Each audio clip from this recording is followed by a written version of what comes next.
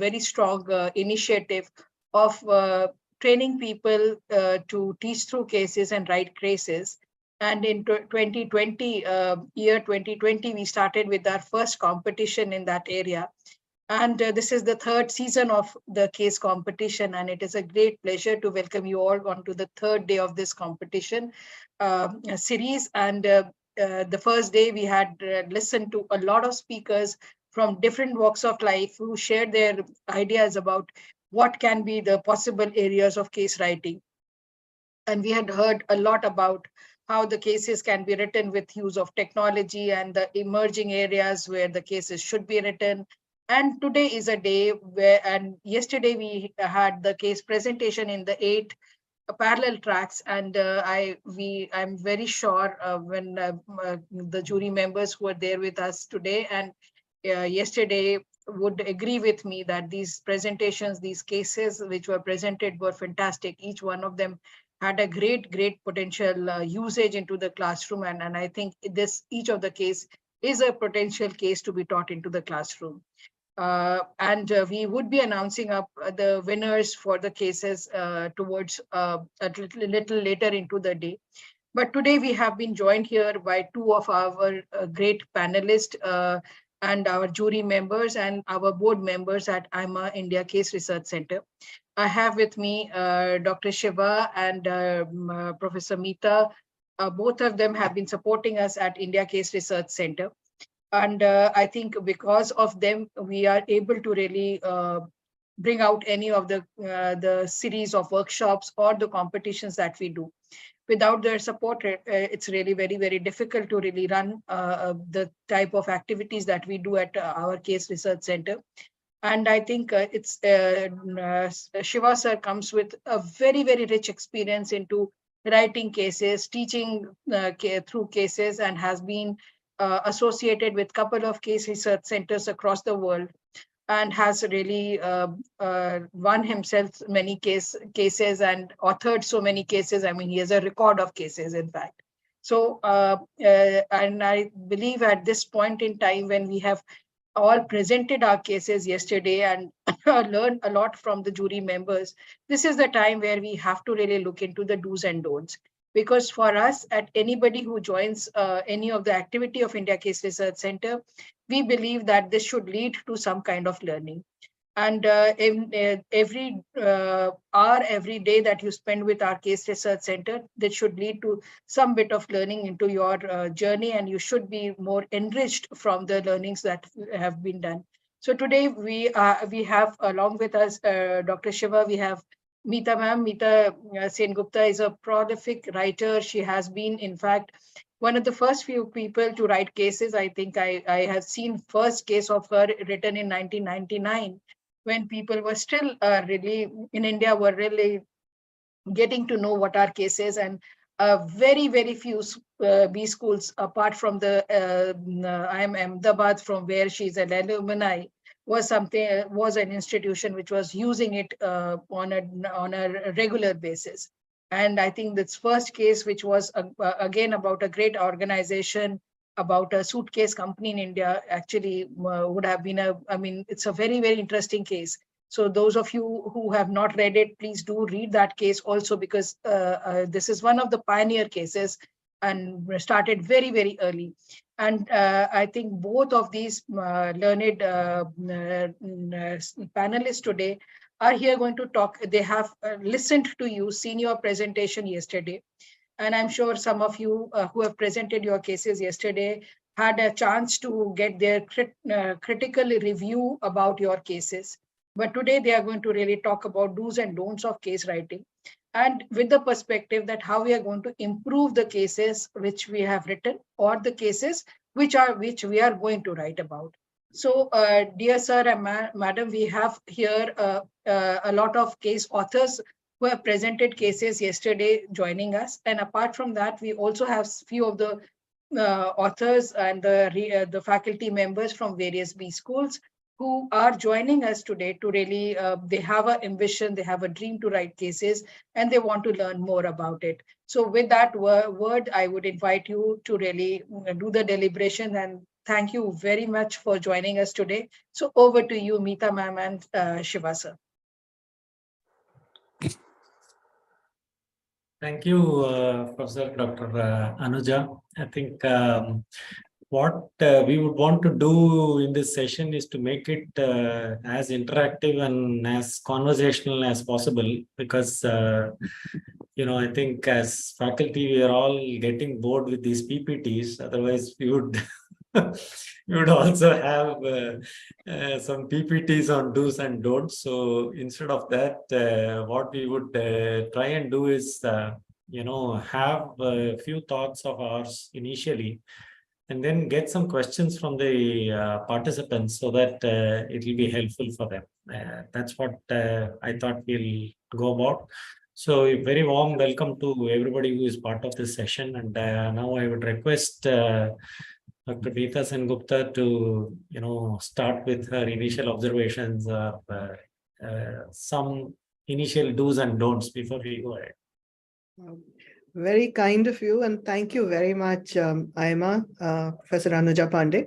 You have been a stalwart in the in building case research and taking it deep and far and wide into the business school community. So thank you very much for your hard work on this. Professor Sivakumar definitely would join voice with me as part of the advisory board each time we convene. The fact that you are so open to suggestions and you implement them with such panache and ease, it is quite miraculous. I must say, all credit to you as well. Very amazing work done. And much of what we see here today, all of you participants here, you are our pioneer community in taking the case study forward.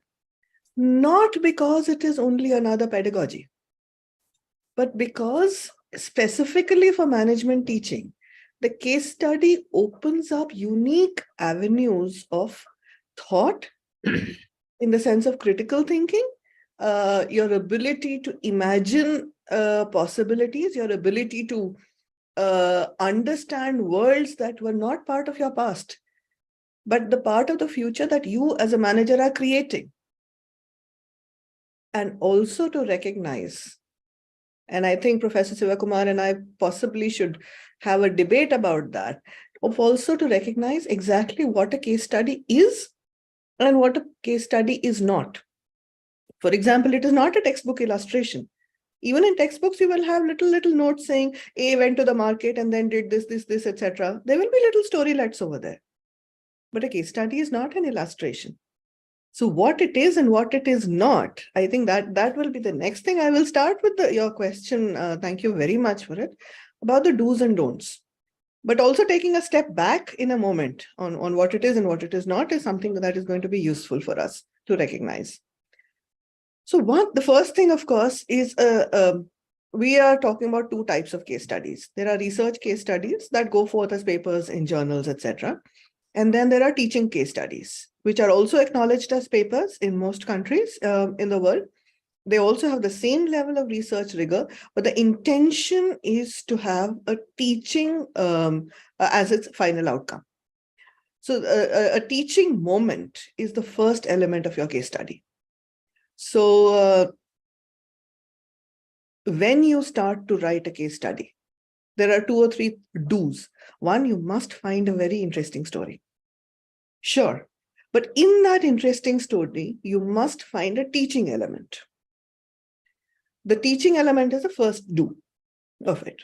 The teaching element could exist in theory, or possibly does not exist in theory yet. Now, ideally, in a formal case writing setup, especially when you're trying to start off as a case writer, by the time you're into your 3rd, 4th, 5th case, you can all be much more adventurous. But in your 1st or 2nd or 3rd venture into case writing, it is really, really important to have a theoretical foundation that you're building around. But we are not doing the textbook thing of sharing the theory and sharing an example. This is not that. In fact, miraculously, we are creating a miracle. Have you seen magicians? Magicians, they do something and suddenly there is a rabbit that pops out of a hat, or one scarf becomes 7. And then you look at the scarf and you say, oh, there is a diagonal pattern in that. You identify the pattern after you have seen the act. The act of case writing and therefore the process of reading a case study and then discussing it in the classroom is literally like that. That everybody thinks they're reading a story. On the surface, they're reading a story. What they're not realizing is that there is a very deep structure to the story writing, and there is a very deep theoretical basis. So students will, the way you write the case, the students should find all the elements of the case writing available to them. And then it comes with a teaching note. Another do is the teaching note. And the reason for the teaching note is that when the professor delivers that case in the classroom, they're randomly writing things on the board as if it's a class discussion. And suddenly they draw arrows, lines, and circles through it. And voila, you have a theoretical model that has been written in textbooks by professors, by theoreticians, by academicians for 30, 40, 60, 80 years. You emerge into, you show the evolution of a situation into a model. So what you're doing is you're reversing the act of teaching. You're involving the student in the discovery of the model. And in that, you are creating an aha moment in the heart of the student where they go, wow, wow. How did I discover this? How did I come up with this in my head? In that moment, you create ownership of the theory. And that is why you write a case study. So the do's and don'ts include the first one, as I said, there has to be a teaching moment in the story. First, there has to be a story, of course, but there has to be a teaching moment in the story. There should be, ideally, should be an underpinning theory. The underpinning theory in your early writing years should be, I'm recapping a little bit, should be something that is theoretical, but it could also, as you become a more experienced case writer, it could be a theory you are evolving. Teaching case studies are also an excellent source, like a seminar for the theory paper you are evolving. They are an excellent way of collecting initial data. Initial 5-7 anecdotes before you move on to the collecting data across that industry, building it up into a paper. So do not think of case studies as different from your research work. They are actually an integral part of your research process where you're able to do a deep dive in your case writing process, while you're also doing a large industry survey or whatever else you're doing, whatever other methodology you're adopting for the paper you're writing on similar theories. So even if you're evolving your own theory, you're advancing science, you're building on previous literature, your case study forms an integral part. And that is why it is a do for you as a management professional, not just as a case writer. It's an integral part of your research process and your academic journey going forward. The last thing I'd like to say in this particular part of the do's and don'ts, and a couple of don'ts do come up, of course, is there has to be authenticity. You cannot make up a story. A don't is making up a story. Do not say that I can imagine this situation and write it up. It doesn't work out. Real life is never like a story that plays out. Real life will have unexpected realities that come in, and you cannot map it in your imagination. You cannot write out what we can roughly call a dream. No, you cannot. There has to be authenticity, and there has to be not just secondary research. Some case studies do with secondary research. They are best relegated to supporting documents of the case study or part 2 of a case study. Most interesting are those case studies, and that is why it is a clear do, is the fact that you have done your primary research, you have done your field work, you have gone from factory to factory over there, you've spoken to people, and in speaking to 50 or 100 people, it does take that much. Suddenly you realize that the boss is not the protagonist. The actual pivot to your story, the actual person who's turning the problem, who's turning the situation, who has a teaching moment for your classroom, maybe somebody who's not necessarily senior at all. That is such a joyful journey, I assure you, when you figure out who the real pivot of this organization is, or who actually owns the solution to the problem. And then telling that story to your students via a formal case study. I think that joy is definitely a do. not just the mechanics of it, but enjoying your case study. What do you think, Professor Sivakumar? Yeah, thank you, Dr. Meeta. I thought just like you started off with basically what a case is about. I think let's understand that cases came into business schools from a different profession in terms of trying to bring in reality into the classroom. If you look at the history of how case as a methodology got into business schools, basically Harvard Business School looked at medicine and law as professions, where typically they use cases for teaching students about what really happens in the profession. Now, we must understand that essentially cases are, a kind of simulation which we are bringing into the classroom of something that's happening in reality. Because in most of the business context, there is this issue of business secrecy, or there are business secrets which many businesses do not allow let's say an outsider to get into an organization and then really get to understand exactly what's happening. So one of the things that probably that we are trying to do through a case is that instead of the students and faculty actually going to real life organizations, many organizations, is not possible. What you are trying to bring in is those situations that are happening in those business organizations into the classroom through the business cases. This is what we try to do through the teaching cases that we use in the class. So one point I would like to emphasize, which Dr. Meeta was talking about, is that any of you trying to start off with writing cases, I would always suggest that you should start with a real life primary data based case.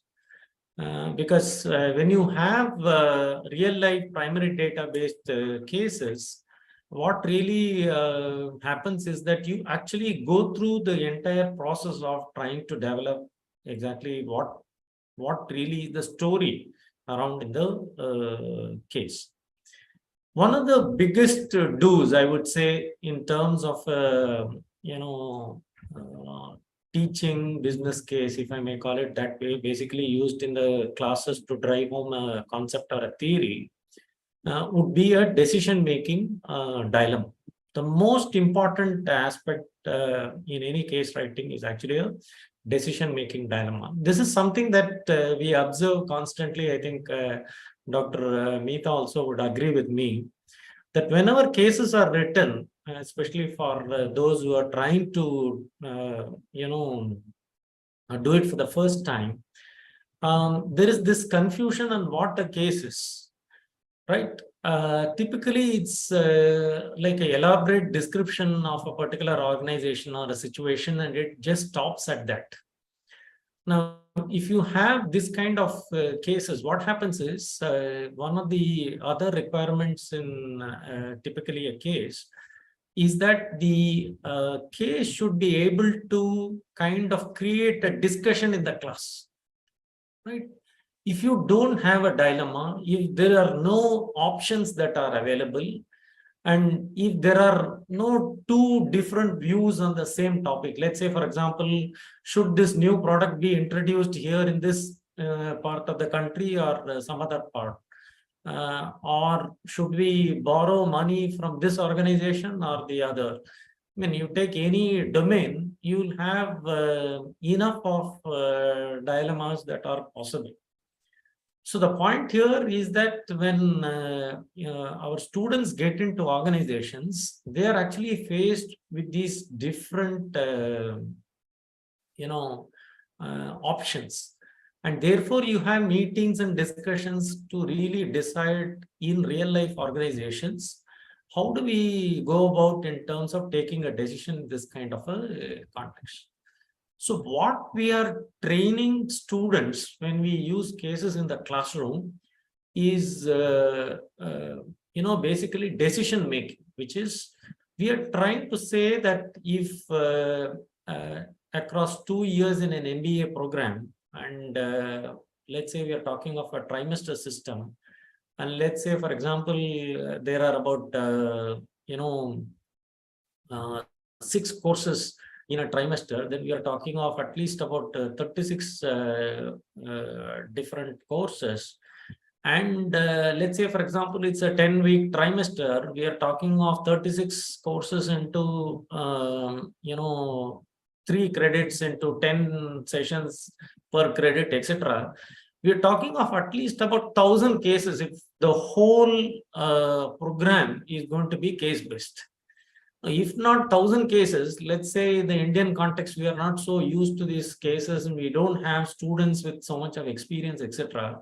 Even if you take, 1/10 of it, or even, lesser than that, the whole idea is through these cases and the discussion of these cases in the classes, you're making the students repeatedly exposed to decision-making situations in the organizations, and that's what is the major focus of using cases in classes. They are not illustrations, they are not extended illustrations, they are not examples. Okay, if this part is understood clearly, I think a major part of how to write a case and what is not a case is something that can be understood very well. That's what I thought. I think at this point of time, probably it makes sense to get a few questions from some of the participants before we go ahead. I think I'm not sure if the participants can unmute on their own and then ask questions. Otherwise, can you please send us questions by chat mode so that we can answer those questions? Absolutely. And while we are waiting for the questions, do ask a lot of questions, actually. It is, for me, I think it's a pleasure to be able to answer your questions and to help you along this pathway. But more importantly, the more we share, the better the quality of case writing becomes for everybody, which means classroom sessions become more enjoyable and meaningful. Do you want to take this one, Professor Sivakumar, the first one? And I'll take the next one. Is it the question about the research case versus the teaching case? Yes, please. And then the next one I'll take, and then we can both yeah, sure. riff on that one. Yeah. What's the difference between, I would not say it's a research case. It's case research. Case research is a methodology. Okay, so when you design any research, and let me talk from the marketing perspective because I teach marketing. Suppose we are trying to study, let's say, example, consumers on how they respond to a particular advertisement. We are talking, let's say I'm talking about ad copy testing research. Okay. Now, typically, what do? We actually try and look at what aspect that we are trying to study. Maybe prepare a questionnaire and then do a survey. This is what is the common way in which we do quantitative research in the context of marketing.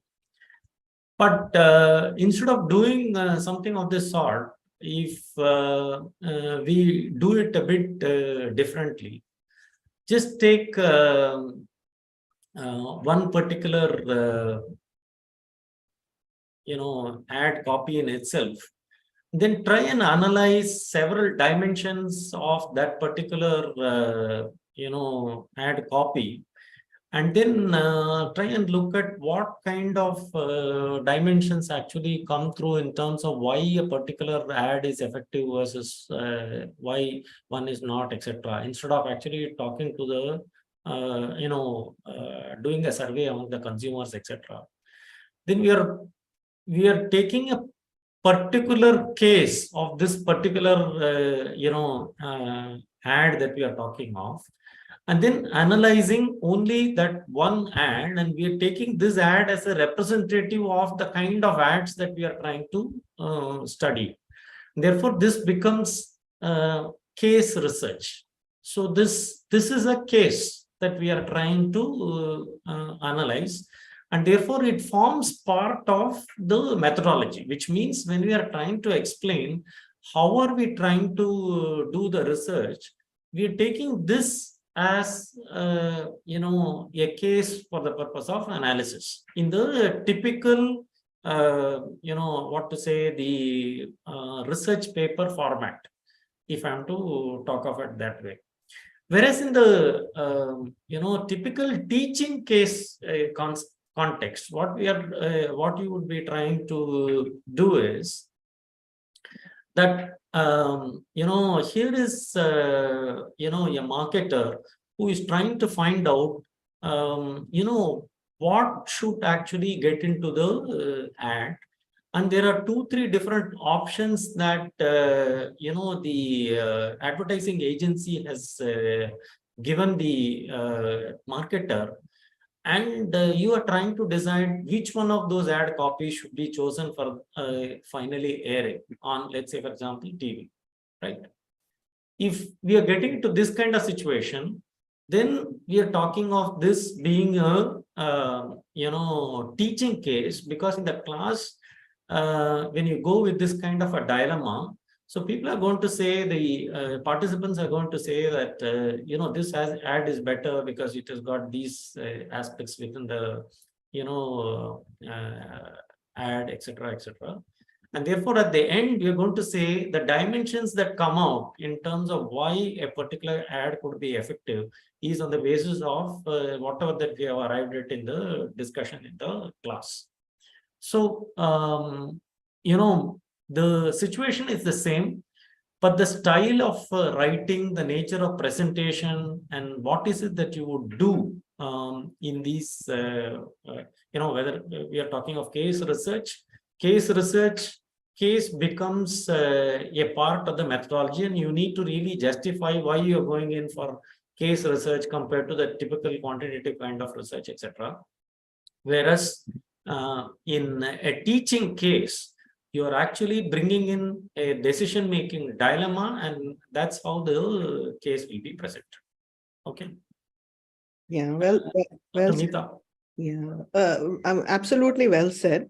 In my framework, and thank you, Dr. Ramesh Rajayar, you brought in the Emerald Publishing part of it, investigation, decision, and evaluation phase. Yes, that definitely happens. In more pragmatic terms, in simpler terms, when I run and I do some of the AIMA workshops, many of us also do AIMA workshops on case writing. And of course, they do hand-holding. Shiny and Anuja will tell you about it in a little while, of course. There are 2 parts to a teaching case. One is the case itself, which we discussed in the do's and don'ts earlier, and Professor Shivakumar talked about it, which is the meat of the story, which is the dilemma, the situation, what is happening in the company, what is the technical part of it.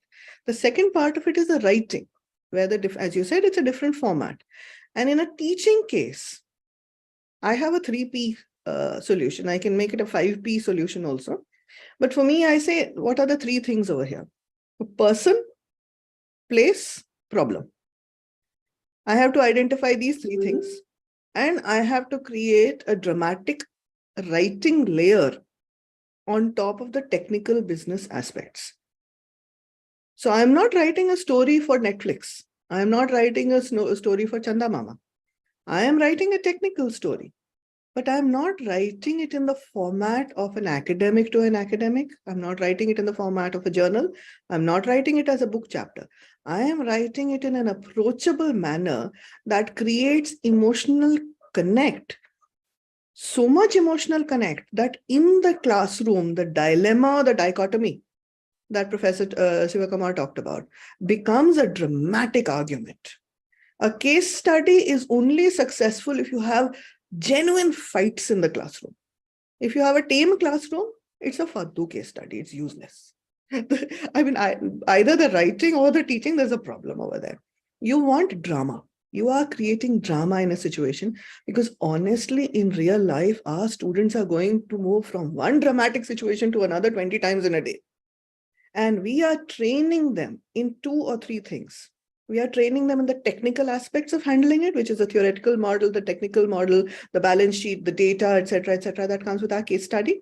And that's an essential element of a case study because you're saying root yourself in substance. But more interestingly, we are also teaching them behaviors. How do you argue with another colleague respectfully, assertively? How do you change your mind? How do you acknowledge you're wrong? How do you include consensus? How do you build teams?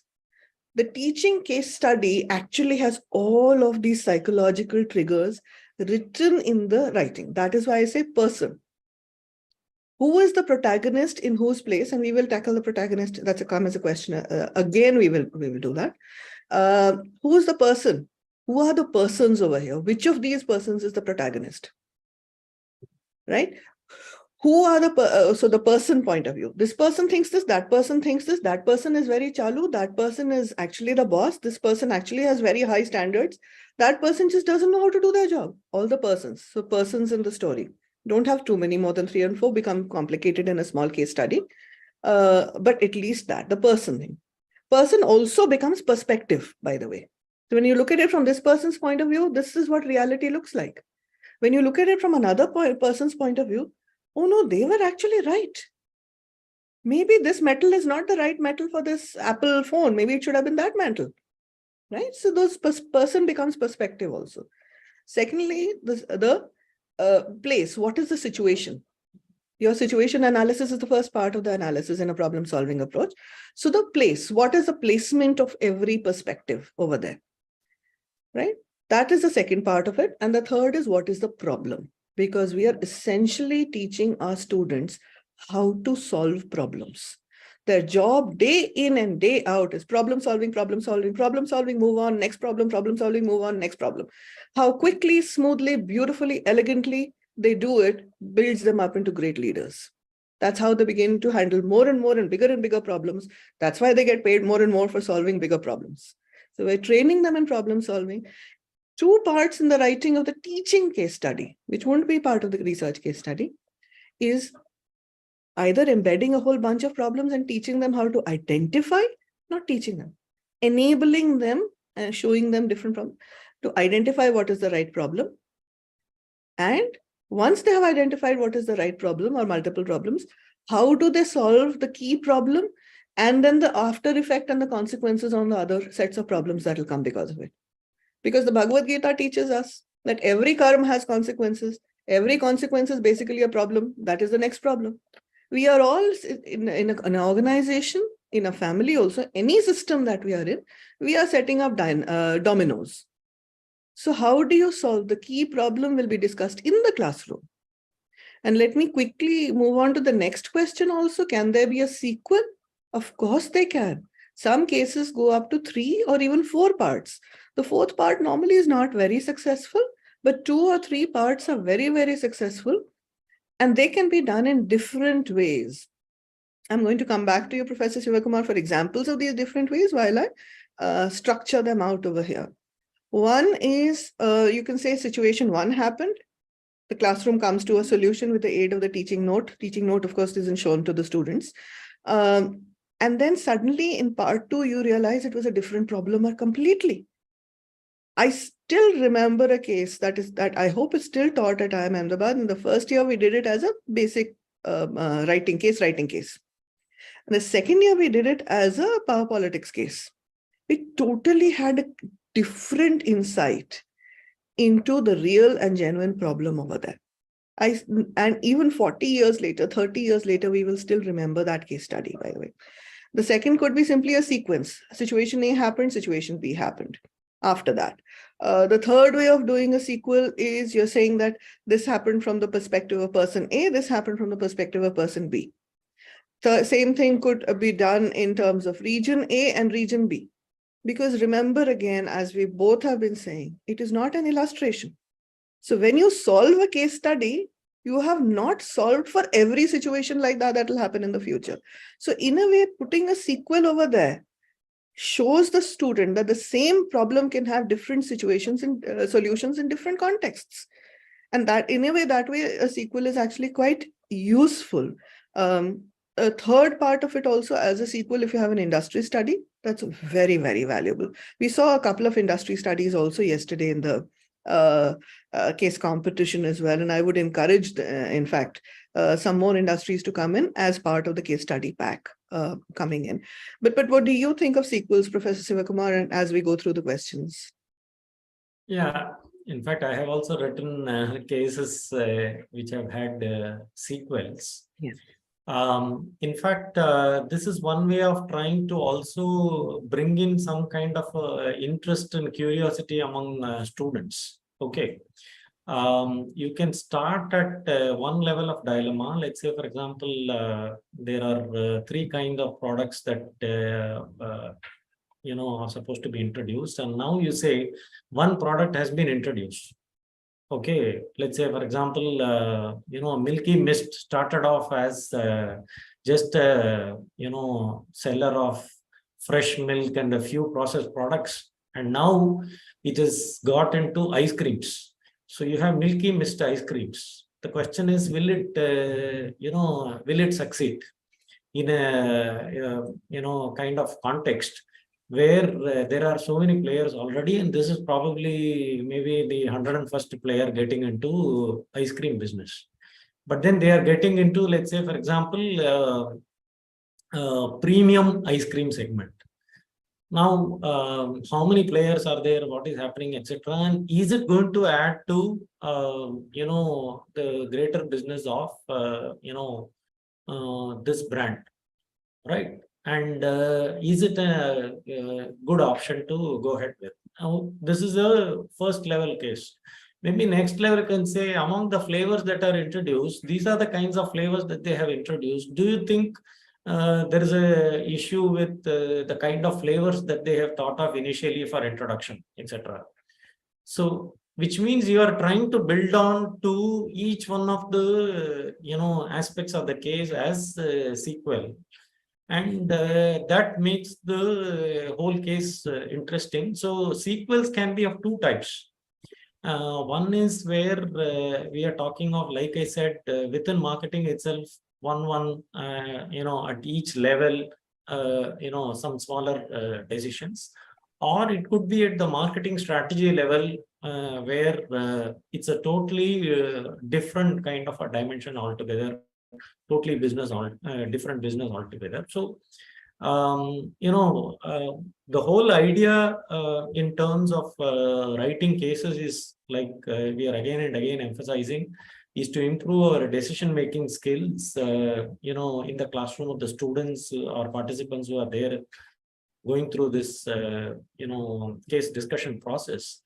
And any way in which you can do it by increasing the interest and curiosity of that learning process, I think is most welcome. And I don't think there's a problem with writing sequels in any way, as long as the sequel is very well connected to what. So if you have case A, B, C, etc., is the case B kind of very well connected to case A, and if C is C connected to B, etc., and are A, B, and C ones which can be dealt with together also.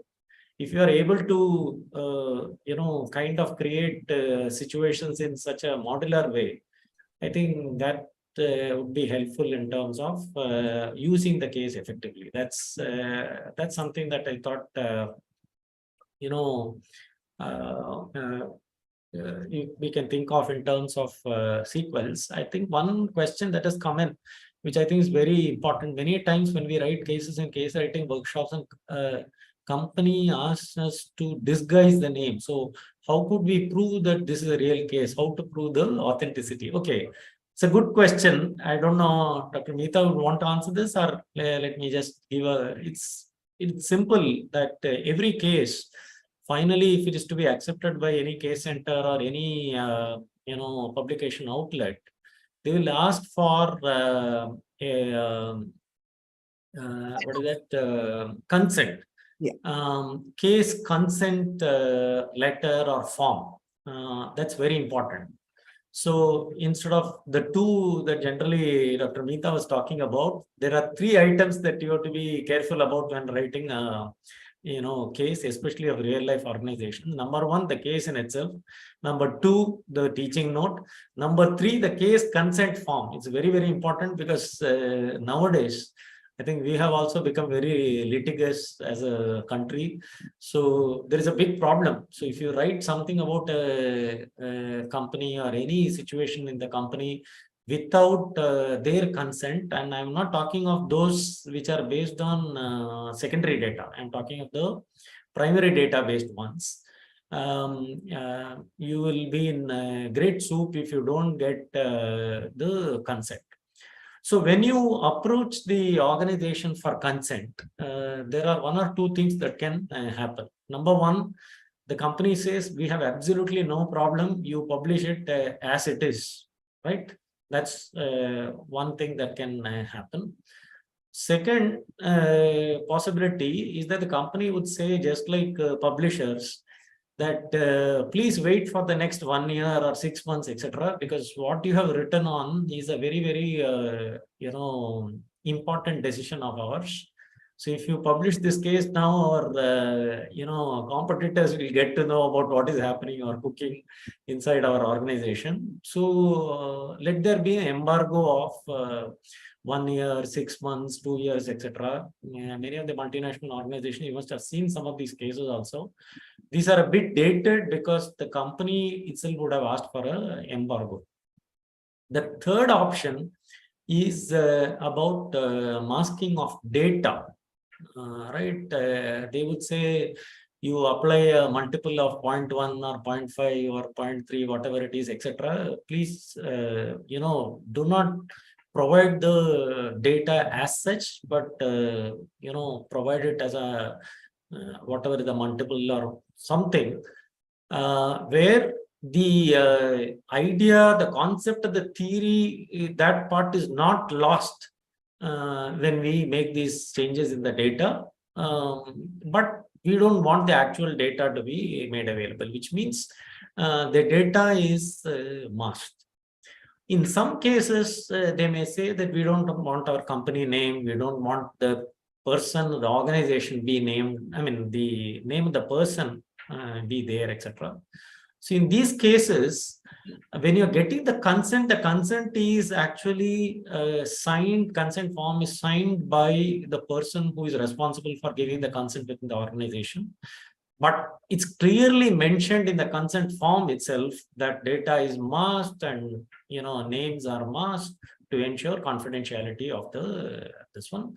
So there is no question of trying to prove authenticity, because you have the authenticity in terms of the organization, etc. That's a separate form. That's not something that is given out to faculty or published along with the case and teaching note. So that's kept by the publishers so that they know that this case has been written on a real life organization. I don't know whether I have answered this. Any other points you want to add, Dr. Meeta? No, I think you answered this very, very well. And in a way, it relates to another question. Who should be the hero of the story? Because sometimes what happens in reality is when you go to companies to write their case study and therefore to get a consent form from them, they say, okay, if you tell a good story about our company, if you praise our company, that's an okay case study. In fact, just this morning we were discussing in the session that all of these have to be approved by the corporate communications departments. The consent form comes from the corporate communications department. Corporate communications is basically public relations, and advertising for the company in a way. Internal and external. So they want a story of praise. But we have clearly said that a case study becomes real, authentic, dramatic only when there is a problem. Problems are not very popular. So do you understand the dichotomy over here? We are saying that we want to tell the story of problems in your company. And they are saying, please say good things about our company that work as corporate communication for us. We will give consent only to that. How do you handle that? I think that is where your seniority, your maturity as a professor, your maturity as an academic comes in, where you're able to explain to them that the act of solving the problem is where their company looks good. This is a hero's journey. If you want your company to be the hero, that was Shreya Srivatsan's question, who is the hero? At some level, you will get pragmatically, you will get consent from the company if the company comes across as the hero or the sign-off person comes as the hero. You don't want to create hagiography, but you have to remind them that in every hero's journey, the hero always falls first and then has to pick themselves up. Otherwise, he's not a hero. Every hero first gets lost in the jungle and then has to either cut a path through the jungle or build a road through the jungle or do something major to find their way to become a hero. It is the becoming of a hero, which always starts with a problem, which always starts with a dilemma, and that is where you get your authenticity. So do remember that in your conversation with them, you are reminding them that the hero-giri comes in the classroom discussion also. Or you will have a solution sheet that you will add to this, saying that this we will hand at the end of the class, saying how the company really handled it. And therefore you get your consent because of that, saying, okay, we will add this story of how wonderful your company is. And these are practical parts of managing the relationship with the company. The question about who should be the hero, there are lots of questions about who should be the hero, who is the protagonist, and who are the other people. What is a protagonist really over here? The protagonist is the person who has the problem. The protagonist is the person who falls down 7 times, and we are telling the story of this 7th falling, maybe falls down 6 times. Therefore, we are telling the story of that falling down. Is totally standing there, totally lost, doesn't know how to handle the situation, and then finds a way through that situation and therefore becomes a hero. We don't have to call them a hero, but we know that they are the person who are picking up the fight. Again, Utho Parth Gandhi Sambhalo situation. Who is Parth in this situation? Parth is the protagonist. The person who has the dilemma, the person who has the problem is the protagonist. All other people in these situations will also have other problems. They will be bringing their problems to the protagonist, possibly. You can teach the same case study, which is written with 2 or 3 or 4 people having problems, with different protagonists in the teaching. Some complex case studies actually can be taught in 2 different ways. So the protagonist is the person whose problem you are solving. The protagonist therefore becomes the hero. And therefore all the emotion that you are writing, and I will talk about emotion in a moment, because you don't have drama in the classroom, you don't come to ownership of the solution if you don't have an emotional connect with it. All the emotion that the students should feel should be for the protagonist in the teaching. And as a case writer, you have to give enough material so that the faculty who is teaching this case study can keep on giving nudges and saying, but that person said that to our protagonist. Was it fair to say it to that person? Oh, our protagonist gets this information and that information also. So the teacher can pick from sentences in the case study that build an emotional connect with the protagonist. In another version of teaching the case study, maybe even to a separate section of the same class, and our professors used to do that all the time, especially abroad, they do it all the time. 2 classes will get 2 different teaching versions of the same case study. In India, you try to do that, you'll be in trouble. I'm not recommending that over here. You'll say, "Hame to ye padhaya, aapne usko ye padhaya." That doesn't always work. But in many countries where you have that kind of a college or university system, then the 2 classes actually come to talk to each other and say, "Oh my goodness, you had this perspective, I had this perspective." And then they get to compare that with each other, and that becomes even richer learning. With the same case study, you can do that. So the protagonist also depends upon the teacher who's delivering that faculty. But in writing it, you have to make sure that that information is available. I'll just start off one question and bring it back to Professor Sivakumar. Just one point I thought Yes. there's something related to what you were trying to say. There are questions about finance cases. Yes, that's the So one. there's a question. Yeah, that's the saying interesting one. that, Yes. finance cases are boring, etc. I think whoever has asked that question, I don't remember the name right now. It's not necessary that finance cases have to be boring. Okay. For example, I just comes to my mind. There is a concept called debt equity ratio. Okay. Now, if you ask any finance professor about what is the correct debt equity ratio for any organization in any industry, there is no such thing as a prescribed debt equity ratio, right? So then the question is, it's a obvious dilemma, right? So if you have an organization and if you're trying to find out what is the right debt equity ratio for this organization, I think it's a interesting question, because it depends upon so many different factors, right? So it brings in actually discussion. I feel the reason why somebody thinks that finance cases are boring is only because we are again getting into this trap. In fact, statistics cases need not be boring. Economics cases need not be boring. I can go on like this, because we are equating cases with problems at the end of the chapter. Like there is some situation, there is one table, there is some data inside the table, and then what is required by the student is just apply a formula and get an answer. Yeah, that's drilling. That's not learning. Yeah, if we are talking of those kind of cases, they are not cases. Okay, first thing that we have to say that these are problem sets for you to work out, just like in mathematics in school. You have data, you have a formula, you have to understand that, you have to apply the right units for each one of those individual variables, and then get the number, final one answer, right? So if you have these kind of cases which are basically only trying to apply a formula and get an answer, then we are not talking of finance, economics, or statistics cases. We are talking of situations where you get a number, and after that, whether that number, how should that number be interpreted, right? Suppose you get a debt equity ratio of 2.1. Is 2.1 okay? Is it okay now? Is it okay for this organization? Is it okay for this industry, etc.? If you start discussing that in the class, then you are actually getting a very interesting view about what are the various parameters that will have an influence on what's going to happen to debt and equity in an organization, etc. So I still feel that finance,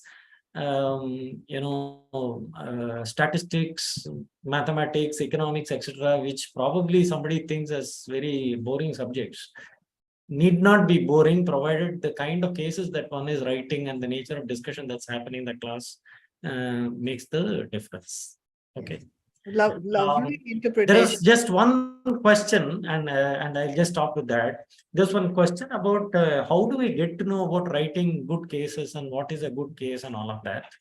I think you have an option of registering yourself with Case Center, Harvard Business School, etc. as an educator, and you go to any of these case publication outlets, including our own AIMA's India Case Research Center. You can actually have access to the cases that have been written as an educator. That means as a faculty member, you will get access to both the case and the teaching note, and that can actually help you in terms of understanding exactly how a good case is to be written. Thank you. Thank you. I want to wholly and wholeheartedly agree with you on how fantastic finance cases can be. So debt equity ratio is one amazing example. Another is, for example, just the simple accountancy case of what depreciation rate do you choose? For taxation purposes, you may have recommended depreciation rates. But suppose your protagonist is a new accounts assistant and the boss has said, you have to show more profits.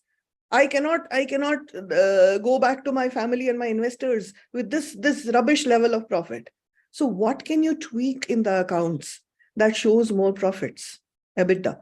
Depreciation.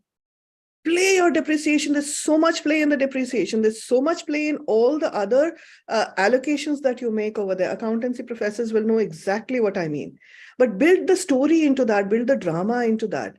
Did we actually need to allocate so much to our building fund for 20 years later? This sinking fund, can we go to the board and change the policy over there? And what can we do with that? How do we approach the board? And how do we justify that instead of putting in 700 this year, we only want to put 200 because we want to show 500 extra profit over there.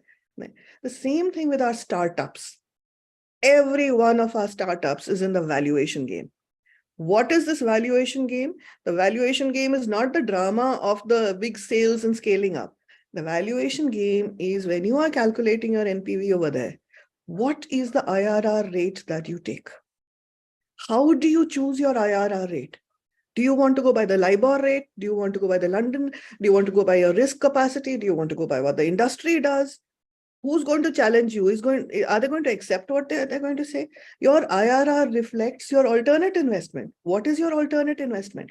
So much drama, and every startup loses in their pitching exercise because they do not know how to play the accounts of what they are projecting as their future. Simply scale up stuff doesn't actually work in the money people's business. All private equity people, and we've grown up with all of them over the years. We've sat in meeting rooms and boardrooms with them over the years. They're not only looking at the top line. They have always been looking at the bottom line as well. It's just that they've not always been investing. The world has changed now. Every one of our startups, starting from the Byju's disaster and so on and so forth, will have to use this accountancy play. You have so many wonderful dramatic case studies to write on that. I say this because I happen to be a finance professional and an economics professional as well from a very long time ago in investment banking. So there is a lot of meat and masala. Remember, a case study is meat and masala.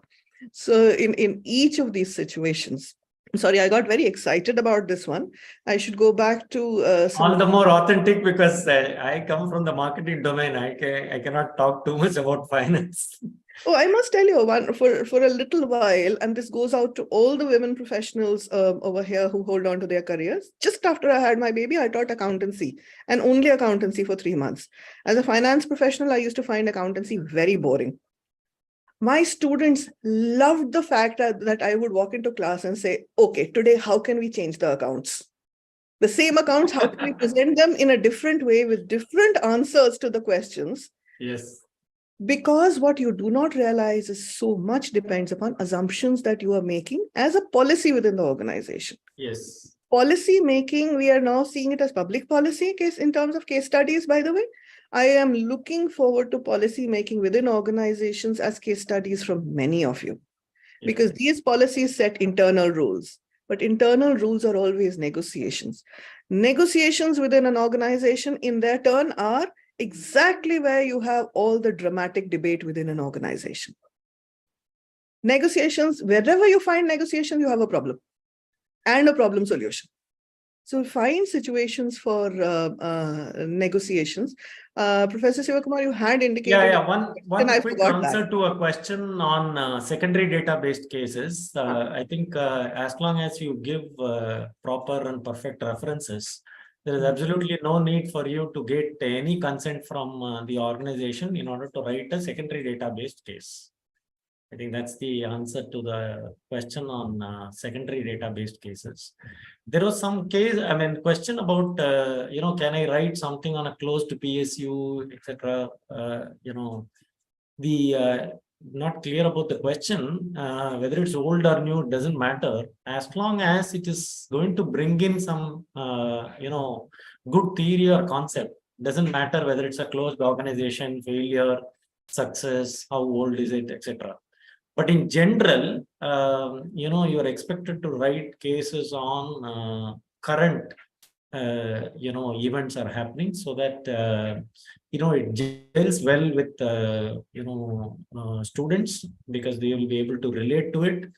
And it's based on current happenings, because if laws change and if businesses or industries change, etc., there is a big problem in terms of trying to relate to very old cases, right? So in general, therefore the expectation is to write current cases.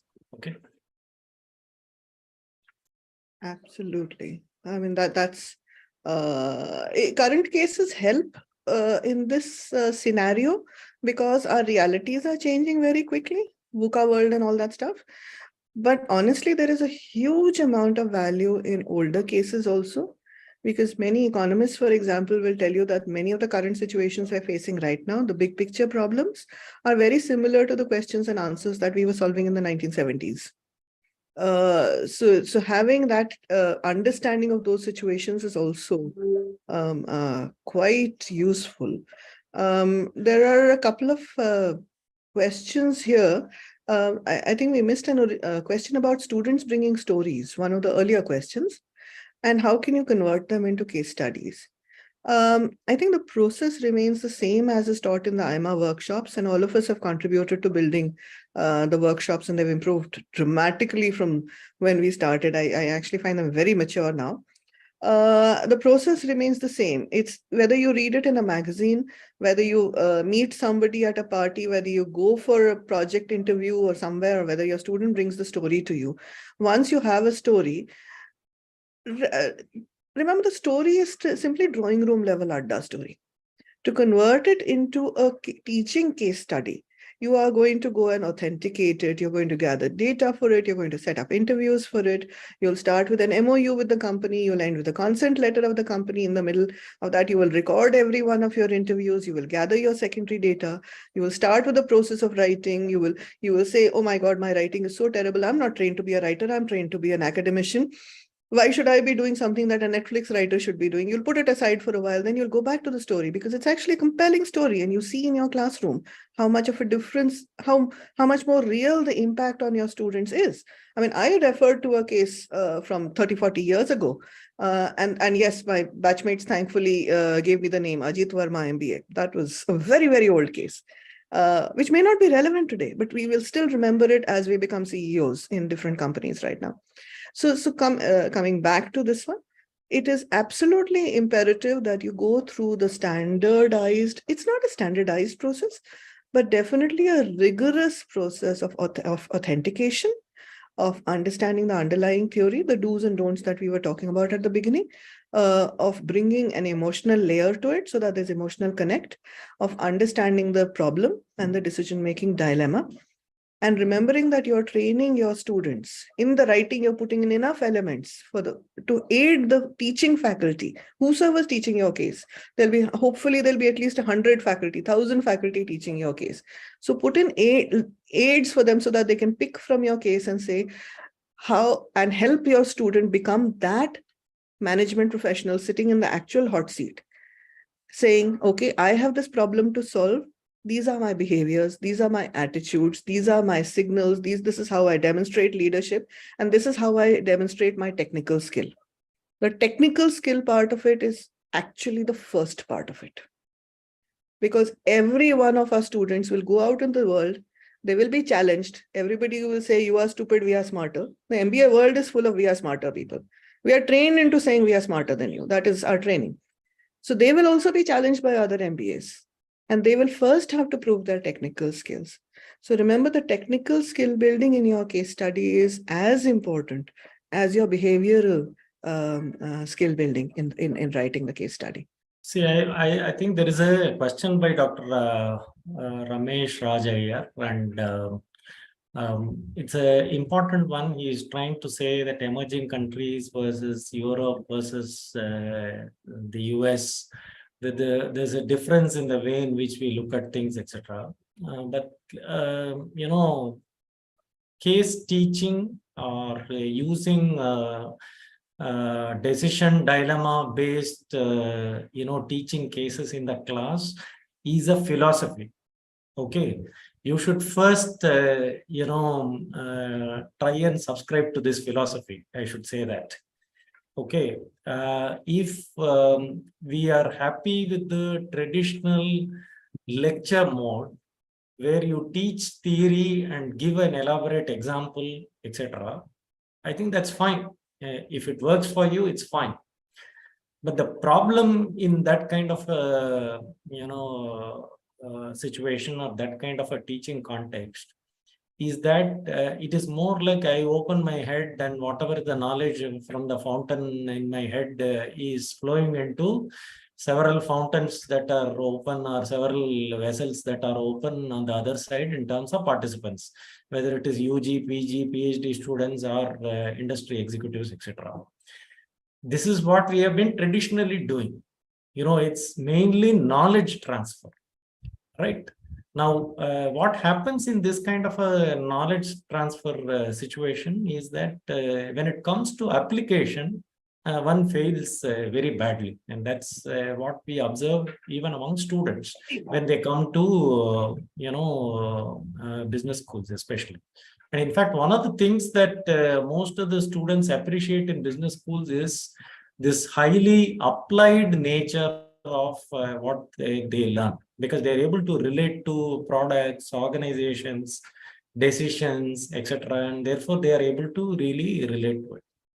So my humble submission on this part is that if as faculty members, we are genuinely interested in honing decision-making skills of our students, and if you are not an affiliated business school to some university which is highly outdated in terms of its syllabus and other things, when you have academic freedom and flexibility to use cases, I think we are doing a great service if we are able to use cases and develop, the skills of decision making among our, especially MBA students.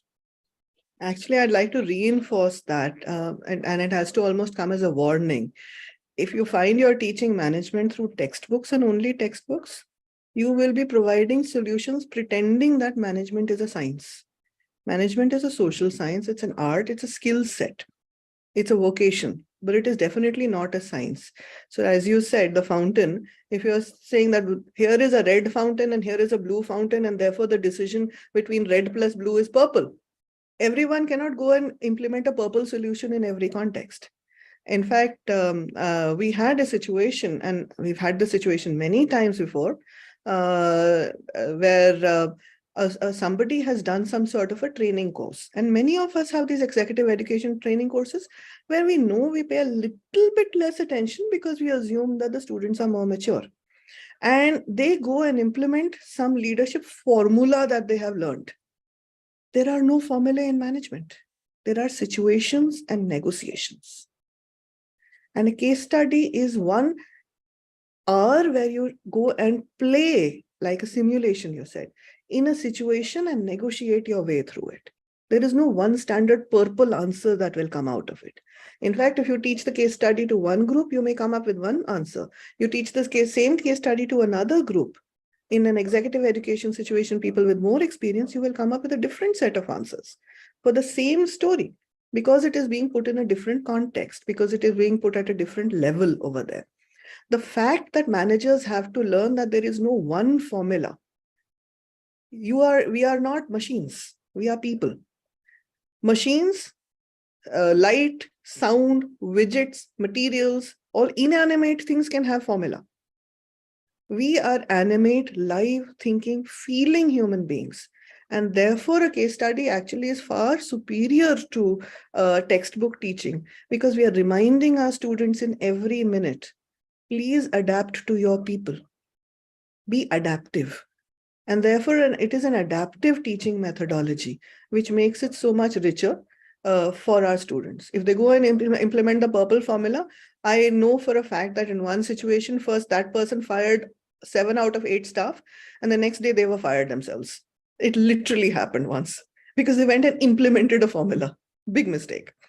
No, they have to go learn, observe, negotiate. There is one question about, can you suggest some sites for a case repository?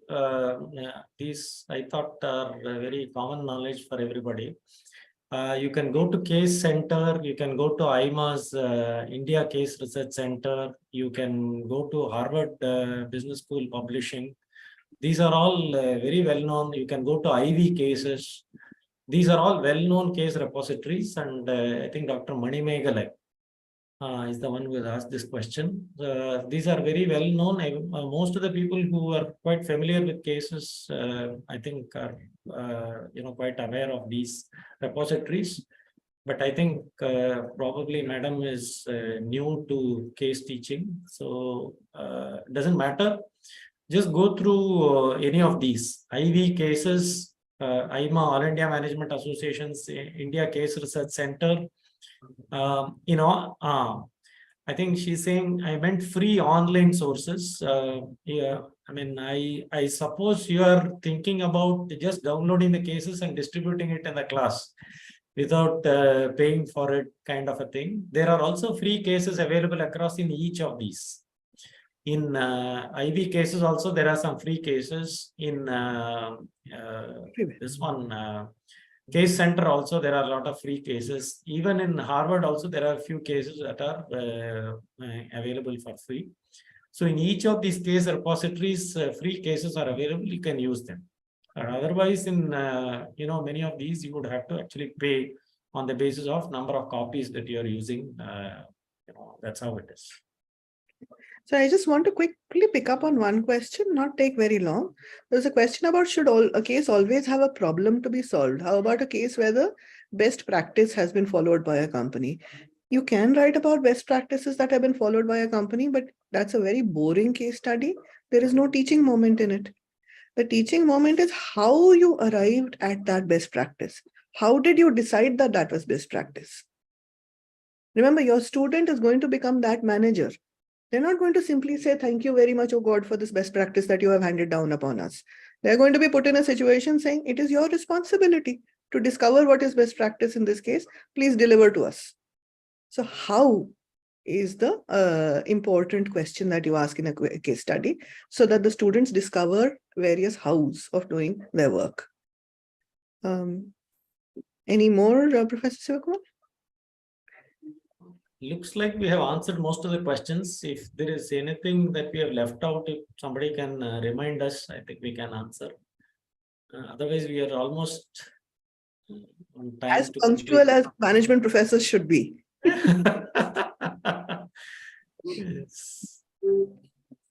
Absolutely. I think dot on time. Anybody who's left with a question unanswered, we still have 1 or 2 minutes to take it. Yeah.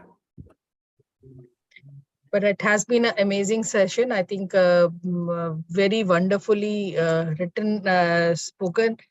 And I think now we are getting all the appreciations here. Any questions, do post the question. And in the meanwhile, I think it was a wonderful session. Typically, after the competition and the queries that we have, it's so well discussed today. And as Sir and Meeta ma'am were talking about that at India, we are now maturing to a level where more and more people are trying to use cases into the classroom. So this is the time when we need to be writing few more interesting cases, very relevant cases. And I think there are a couple of questions which have actually come in. If you can answer, I don't want to keep you waiting. See, case, I forgot about this one. There was a question about sponsorship agencies in India who provide funds for case study research. So if you're talking of case research as a methodology, it's like providing a research proposal to any organization for sponsored research, right? So it doesn't matter. Case research is a methodology that you are using, that's all. So any research sponsoring organization is a sponsor for also case research. Your job is to only justify that. I think Puneet Sharma asked this question, and I thought I'll answer this. And Madam, would you like to take the next one about number of pages? Or I think actually, Anuja, before you wind up the session, if you could just inform everybody of the AIMA case research workshops, where I definitely remember we do spend 15 to 20 minutes on the length of case studies. We definitely talk about the flow of case studies, the language that needs to be used, how you write the first paragraph. Actually, it's totally critical. We spend a lot of time on that. The opening sentence is one of the most enjoyable sessions we teach, because you have to hook. How do you build hooks into it? So I think that's part of the workshop thing that all of us have contributed to joyously. Yes. Thank you, ma'am, for bringing this out. So I would like to tell all the participants who have joined us today that at AIMA India Case Research Center, we do a lot of workshops which are for the first level of case authors who do not know anything about case writing, who come to our workshop to understand what exactly is case writing and what exactly is a teaching case, and how the two elements of a teaching case, the case and the teaching note, has to be written, what is the format and how the process has to be understood. So we take you through the very preliminary workshop of really understanding the case process, the process of understanding the topics which you should be writing, the intent of writing, the method of writing, the method of inquiry. Everything is dealt very, very well with all the experts that we have. And there are also workshops that we do for the second level of case authors who have maybe written first level of cases. But that case, when it reaches us, is more or less an article form of a case where there is a situation, but probably we have not indulged into the level where we can convert it into an excellent kind of a case. So that is the level 2 workshop that we do. And every year we hold around 2 to 3 workshops into the case teaching and case writing. Case writing is something which is of a great value to us, and we have a complete forum where we connect you to the industry people and also get the real meaty things. So what sir was talking about, going to the industry, speaking to people, and what ma'am actually talked about, that maybe the protagonist that you talked about in the beginning of your case may not be the real problem solver. So those type of discoveries actually come when you interact with the industry people. So this is where we have tried to connect the academia industry interface and trying to really do the needful. And the best part of our case research center is that we have got excellent mentors. I mean, I have brought in 2 of them today in session. They have been mentoring a lot of people, but I'll always say that this mentoring is it's a very tough task. Reason is because a lot of energy of the mentor also goes into it, and unless and until finally the case makes it into publication, this whole activity is of no use.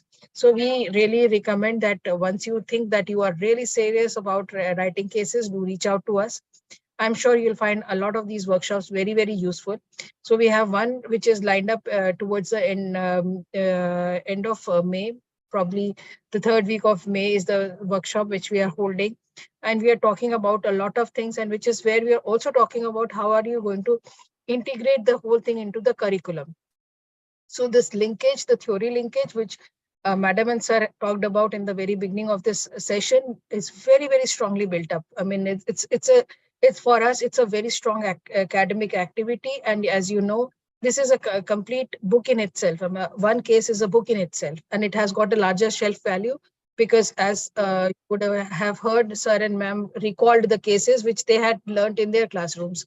So this is the shelf life of the book that we are talking about. And if you are ready for it, do come to us, and we will really guide you for that.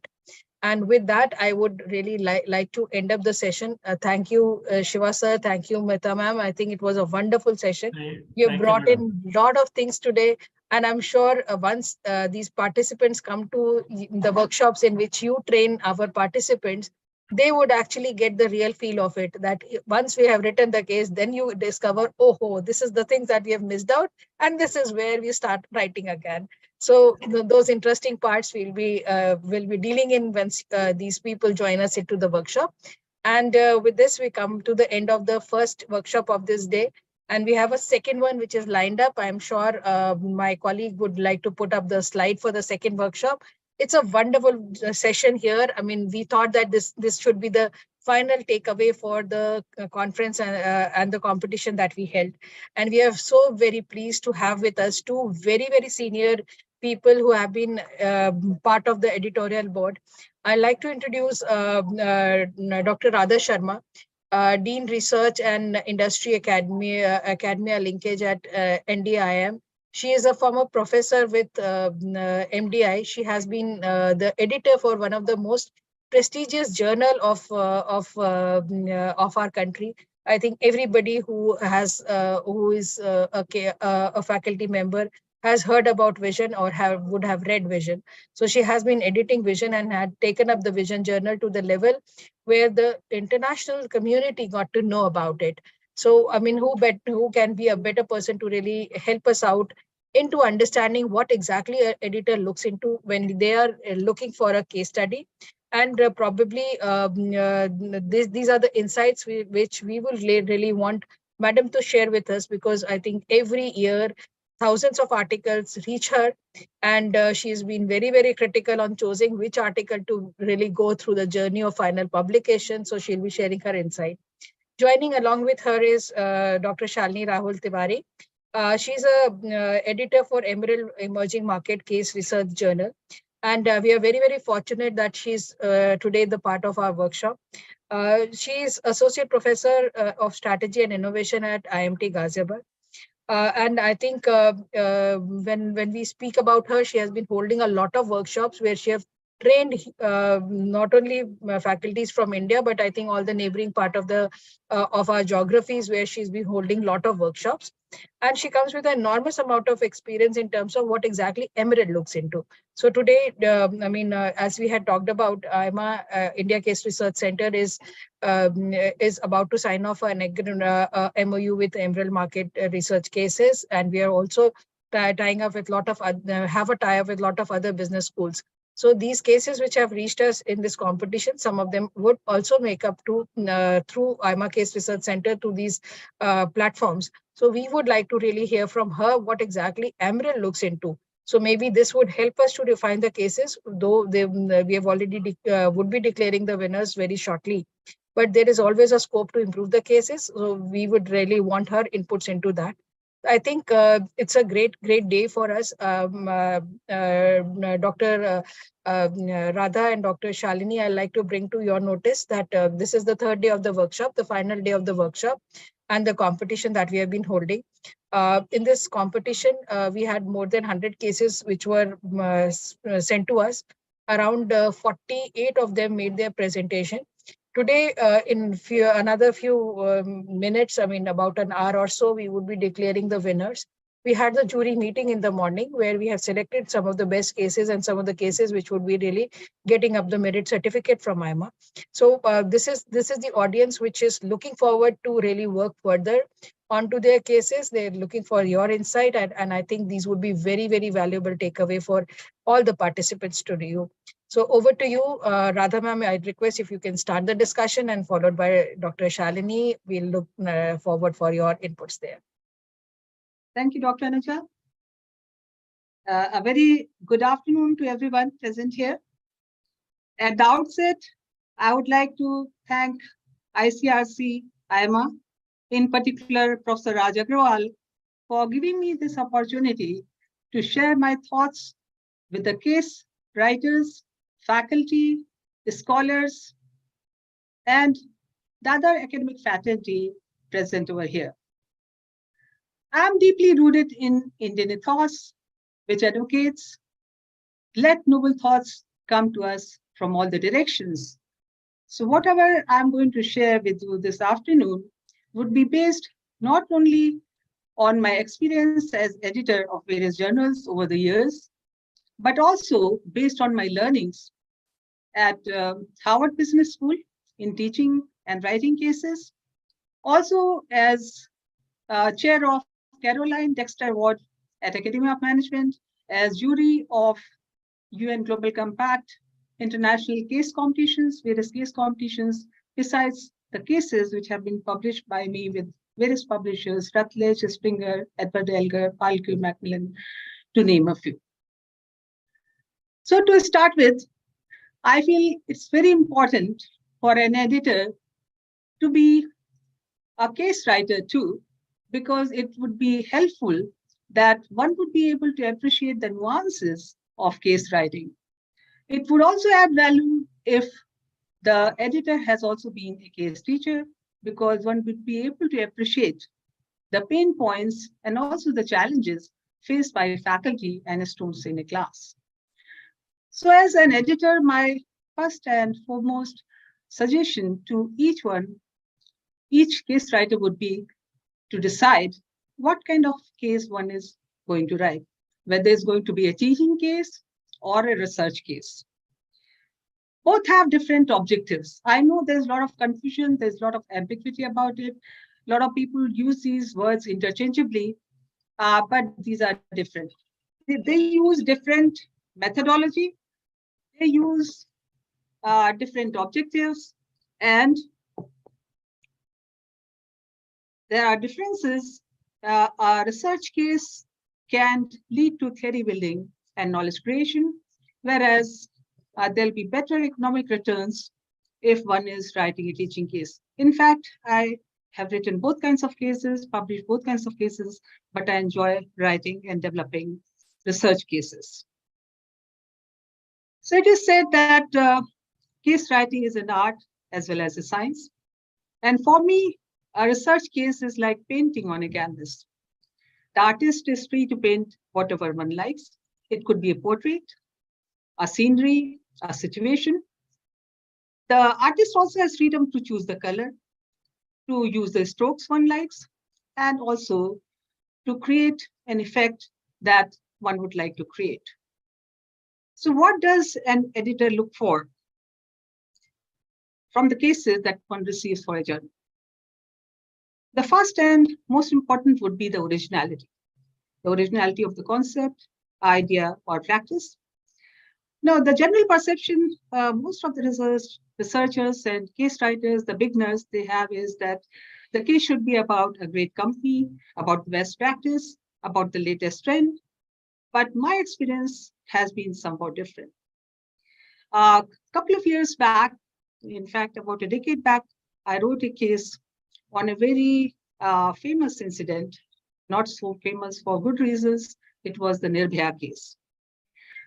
I presented the case at European Academy of Management conference in the track on crisis management. And I was approached by one of the editors of the journal to submit that case for publication. This case was not only published, but yesterday I saw there are 55,347 reads of this case on ResearchGate. BBC came up with a film on this, and this particular case, as I mentioned, was based on a single incident. It was not the best case, it was not the best practice, it was not the best incident. But this was a unique case, and this got so much of interest from readers from across the globe. The second factor that an editor looks for is the novelty. Now, there are cases of all kinds, but what is new in that? I'm sharing some of my cases because it would not be appropriate to talk about cases which are submitted to a journal or which I've been seeing as an editor. Now, what is it new? In one of the cases that we wrote and published, it was on robot killing an employee in a car manufacturing firm. Now, the general perception is that robotics and robots help and facilitate and improve efficiency. But in this case, the situation was otherwise. So again, this case was published and had a lot of readings and a lot of downloads. It was published in an international journal. The third thing which I think is important is how does the case add value? What is the value add? Now, one of the cases that I published with IMA was used four-drive theory of Noharia and Lawrence, which they came up with in 2002. Now, this case was shortlisted for an award, for an international award. And I think as you would have heard from various speakers during the conference and also during the workshop, that theory needs to be embedded. But what kind of theory is being embedded? How is it different from the earlier ones? How does it extend knowledge? And how does it bring novelty to the discussion in the class? And that is an important aspect. Then the difficulty level of the case. Now, this is also very important because as a case writer, I'm sure you all would have experienced that to find the authentic data, the primary data, to identify the protagonist is not always easy. And then the other aspect is how do you validate the whole thing? So you have to adopt a number of methodologies to triangulate the case or to validate the case. And, so that takes a long time. And particularly if you are trying to develop a research case, then, you're trying to develop a theory or a model, then it's going to be, all the more challenging task for you. And I would like to share a case that we published on acid attack survivors. You have all heard about Chapak, which is a film which has been, which has come out recently. And Chapak is based on the case of acid attack survivors.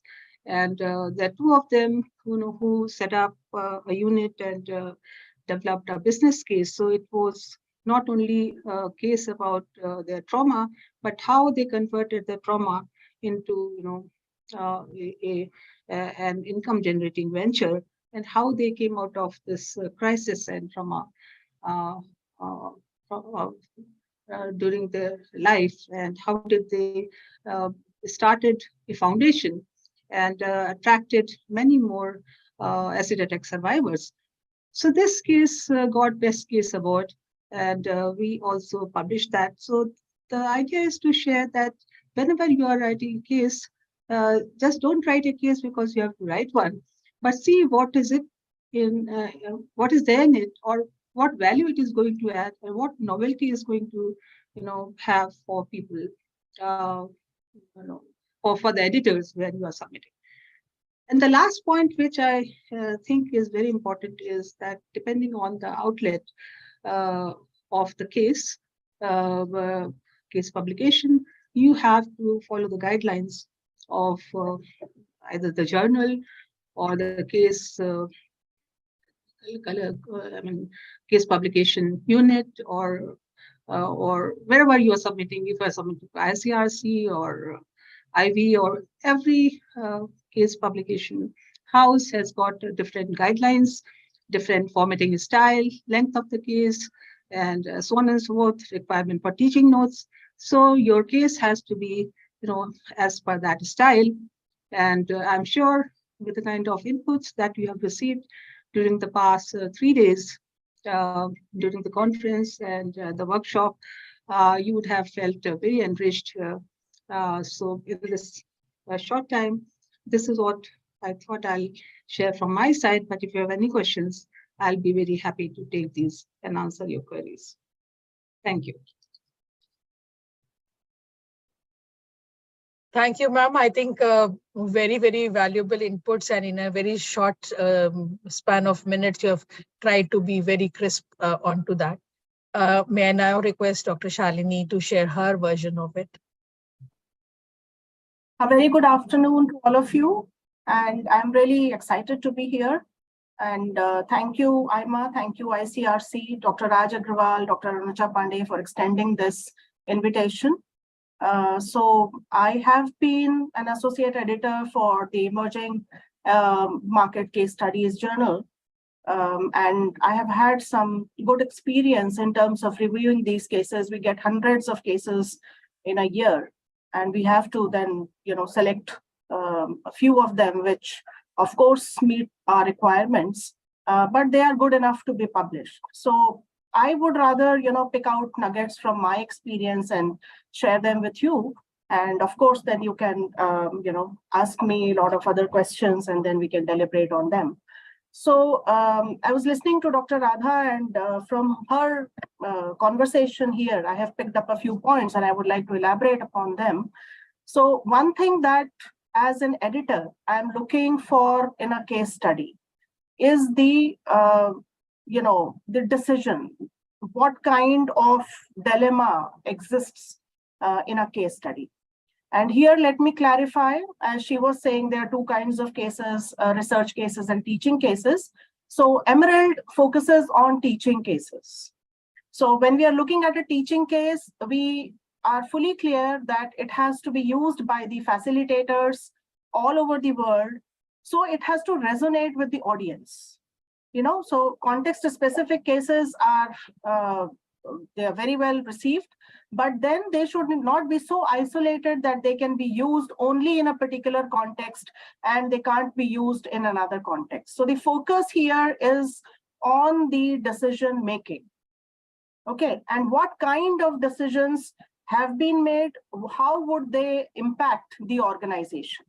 So we have to focus on that particular dilemma, and that is, of course, presented in the opening paragraph, and then it is discussed throughout the case. So we are looking at the entire narrative, how well it has been supported with the help of data, the facts, how well is the narrative as a story, does it really bind the attention of the audience, is it too long, is it too short, is it still having a lot of inputs to be given to it. So all those factors, they guide our understanding of a situation and the protagonist's way of dealing with this situation, this dilemma, and having options to solve this particular dilemma. So that's the primary thing that we look at.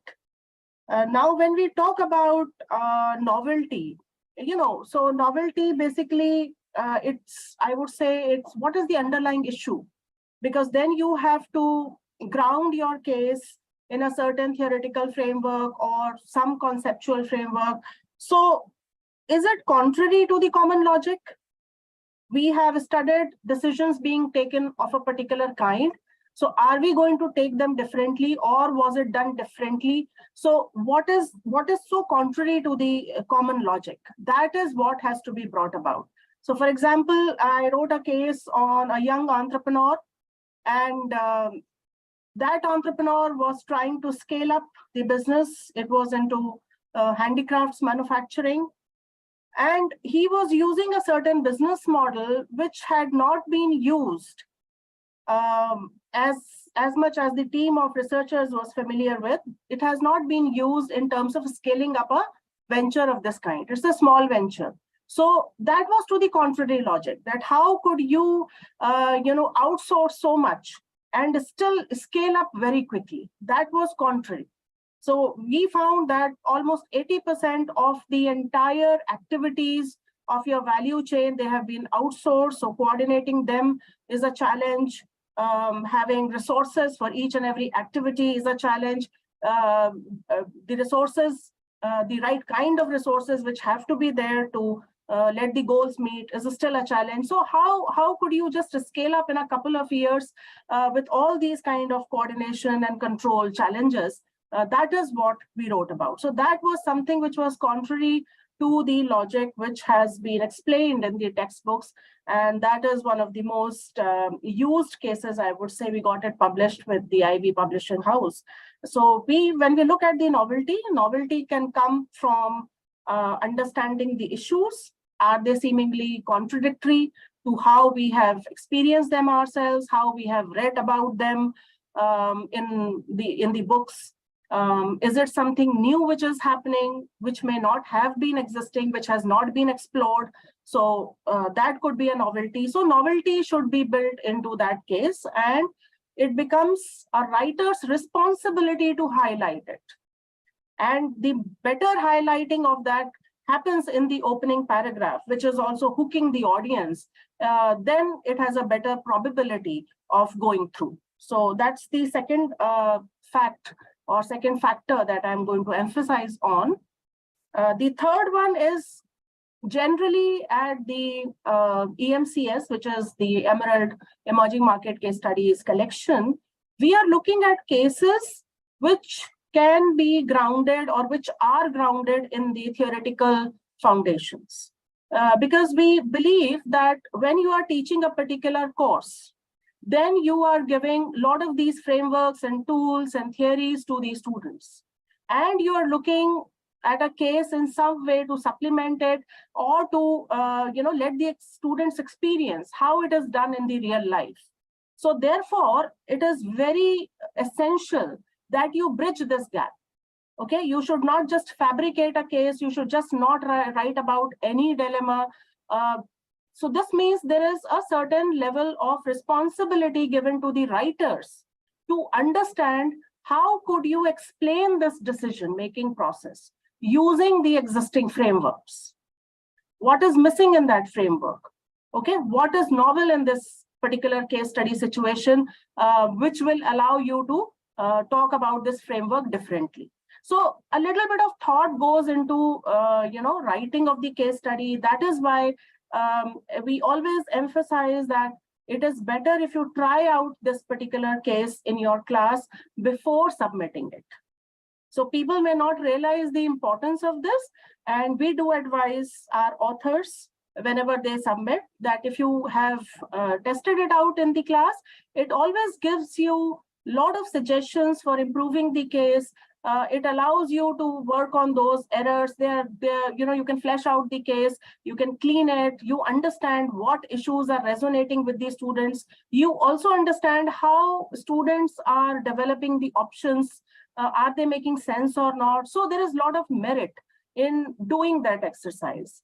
And that's a sincere word of advice I would like to give to all the scholars or all the authors who have just entered into case writing arena, that make it a practice. It is always a good idea. We should not be in a hurry to just submit it to any journal or to any platform, but we should always try it out. And that is connected to my next point, the fourth point. It is always good to write a case study on the themes which come from our own courses, because they are more relatable. And as a teacher, we are always, struggling to explain a certain concept better to our class. And especially in institutions where a lot of focus is on teaching through case studies, it is essential that we pick out a case which is relevant, which is rigorous, and which will provide a lot of insights to the students through that discussion. So, our comfort level goes up immediately if the case has been written by us. And that's the beauty of case writing. We go and present it ourselves in the class. The students are really enthused. We can bring in a lot of insight. We can put in a lot of effort in the discussion. We are excited about sharing the details. And you find that the impact of that kind of a case is really, really good as compared to any case that we pick up. I'm not saying you should not pick up the other cases. They are equally powerful, but there is a certain level of comfort with the cases that we write for our own courses. So please do write those kind of cases. All of them may not click, which is fine, but you get more insights, you get more confident, you understand how to present that particular information to your students. So therefore, try developing more and more cases. Doesn't matter if it is not coming from a live organization. You can write a case based on secondary sources. Please do not write a fictitious case. That does not solve the purpose. So when we are talking about cases, you can either build them up using secondary sources, or you can go to the organizations and talk to them and then write a case based on their issues, but not a fictitious case. That is not going to solve the purpose. And that is what I believe in doing for my strategy courses, especially because India, we are not saying strategy is not practice the way it is seen in the Western world, but there are certain nuances which we have to build into the case discussions and into the models that are there. And therefore, using Indian, business houses, Indian firms, what their kind of strategy options, their kind of strategic decisions makes more sense. So this is one, another important critical factor that I would like to talk about. And yes, we were talking about the fifth point that I would like to emphasize is closely follow author guidelines. It's a big put off when I get a case on my desk. And the very first thing that I look at is the structure of the case. Does it really match the way it should be appearing in the, in the case studies journal? So, of course, the final editing and other things will happen later on. But at least that basic, effort of looking what is required.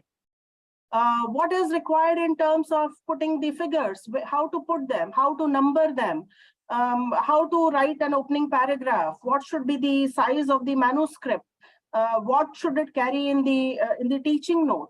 For example, in case of our journal, we emphasize that the authors mention the epilogue, because we believe there is a time lapse between the decision that was put up in the case, where it was taken or not taken, and at this stage, how the organization is. So if you can just close that particular loop by giving an epilogue or what happened, that gives some additional information, and that has become mandatory now. So please go through those author guidelines and try to at least format and write your case according to those guidelines before sending it out for copy editing and other kinds of professional services.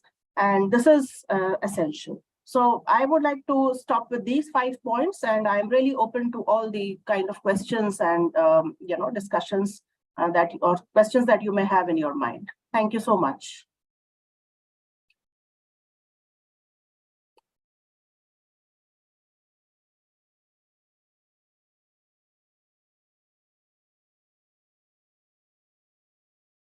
So anybody who wants to raise a hand and ask a question, the mic right would be provided, or else you can always post the question into the chat box.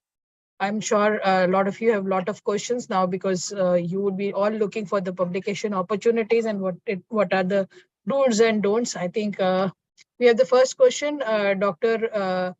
Dharmendra is trying to ask a question. Can we give him a mic right?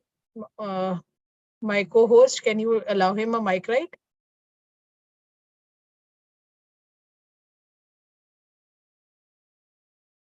You can unmute yourself, sir. I think you have been given that right. Okay, ma'am. Yeah. Good afternoon to AIMA host team, and especially to both of the distinguished speakers, Dr. Tiwari and Dr. Radha Sharma. Myself, Professor Mehta from Ujjain. Really very wonderful new insights you have provided. I have a very straightforward question. This question was raised by me in the earlier session also. Ma'am, several times our students are asking questions about the number of pages or the matter size. What should be the ideal matter size of compiling a case? Because sometimes initially, as you yourself suggested, that content may be small, but as we develop more and more inputs and we come out with more and more additions and value additions, the ideal size is sometimes very dilemmatic. So kindly throw light on this. Thank you very much.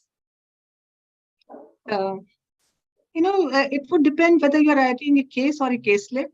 And as I said, that it would depend on the target publication outlet that you have in mind. Some journals have got word limits. So 7,000, 9,000 words, they have typical style that, you have abstract, you have originality point, and you have, uniqueness, keywords, etc., etc. Some journals, would like you to have, questions, start with questions or have questions at the end. Some journals would not like to have you to give any questions, they would like give the case as it is and leave it with a dilemma. So depending on the nature of the case that you're writing and depending on the outlet that you have in mind, you start casting your case or case study around that. And that would be the right answer. Maybe Dr. Tiwari would like to add to that. Yes, that's a very valid question, and that is a question being asked a lot of times. So there are a number of factors. There is no simple answer to this question. One thing, of course, as Dr. Radha mentioned, that you have to look at the repository or the platform where you're trying to publish. You can look at those guidelines. Sometimes it is also guided by the issue. So, for example, a very small case appeared on opportunity recognition, opportunity identification in entrepreneurship course. And that case was just 3.5 pages long. That's it. In that particular, 3.5 pages, they were able to explain how the opportunity, all these, the context variables were there, and how the protagonist was struggling to identify the opportunity, and, she could understand it. However, there are cases, for example, if we want to write about diversification, and especially unrelated diversification, we find that a lot of content needs to go in order to work out on that decision. It's a big decision, a lot of variables are involved, so you might end up writing a big case. So there is no like a perfect answer that this should be the page limit.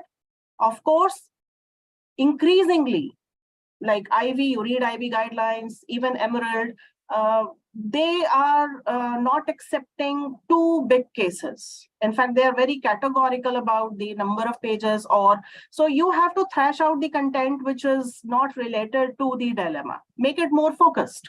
And that's why trying it out in the class with the students is a good way. You get to understand what information is relevant for the dilemma, what information is not relevant for the dilemma. We do, give out this feedback when we are reviewing the cases, sending it out to the reviewers. But the entire, span of students is also getting shorter and shorter. They also demand smaller cases. So it's a work on the author's part to make it very crisp, make it insightful. However, I'm not saying that, larger cases are not accepted. It all depends on the relevance of the case. It all depends on the uniqueness of the case, the kind of issues that have been covered in the case. So that call has to be taken by the author. Yeah. One more suggestion I would like to add to what Dr. Shalini just said is that you show your case to your faculty colleague. They can be the best reviewers for you.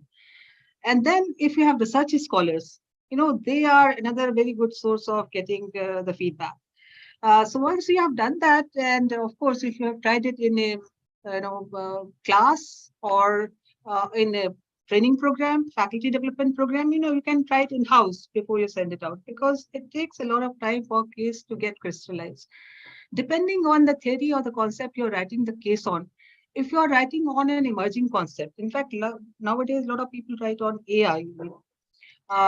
So now, if it is an emerging area, there may not be much material on that. But if it is an established concept or theory or practice, then you have to really work hard to find out to separate wheat from the chaff.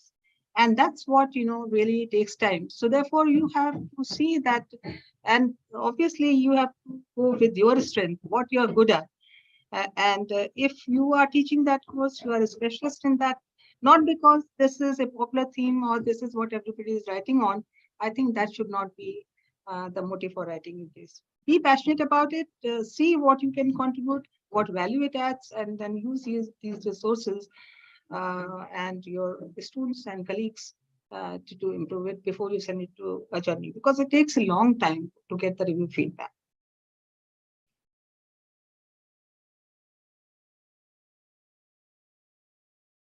I think Mr. Sanjeev Datta has raised his hand. You can unmute yourself and ask the question, please. He has to be given that right.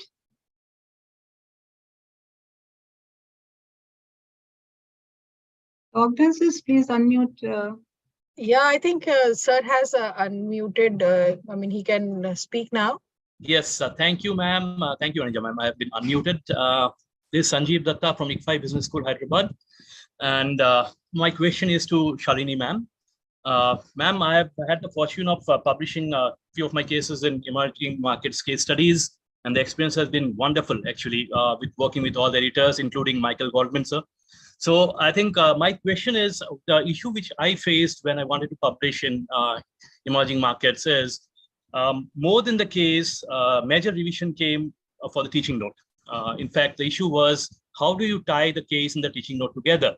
And I think the feedback that I got is that, both have to be very clearly looked at simultaneously, not as silos, but both have to fit together, right? So now the question was basically, ma'am, my question is, when it comes to teaching objectives, what is your advice? Like, how do we look at teaching objectives and try to build those objectives into the case? And when you kind of write a case, both have to be related, is what I understand. So sometimes what happens is, in my experience, I've seen that I'm writing a teaching note. Sometimes it goes away from the more core objective of the case. So like, I would like to know from that, because I think that is the first thing that we come across in the feedback is, are your teaching objectives aligned with the case? And another issue is there any limit? Like, do we have 2-3 objectives, or can we go beyond 3 objectives and have 5-6 objectives for a case? So just wanted to know your views on that. Thank you.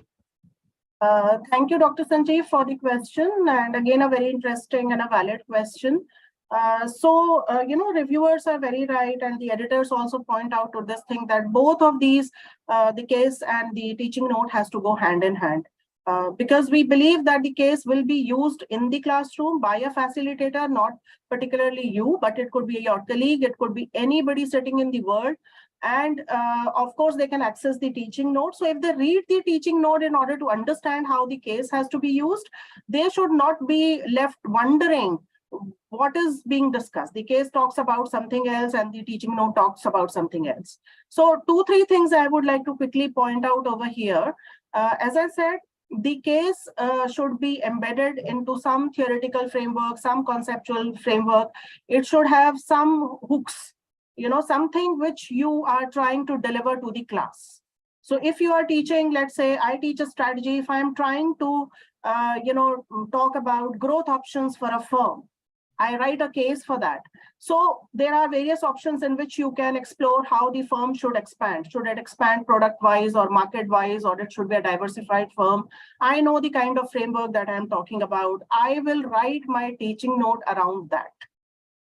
Okay, and the teaching objectives should be, in a way sequentially, and also kind of probing the students.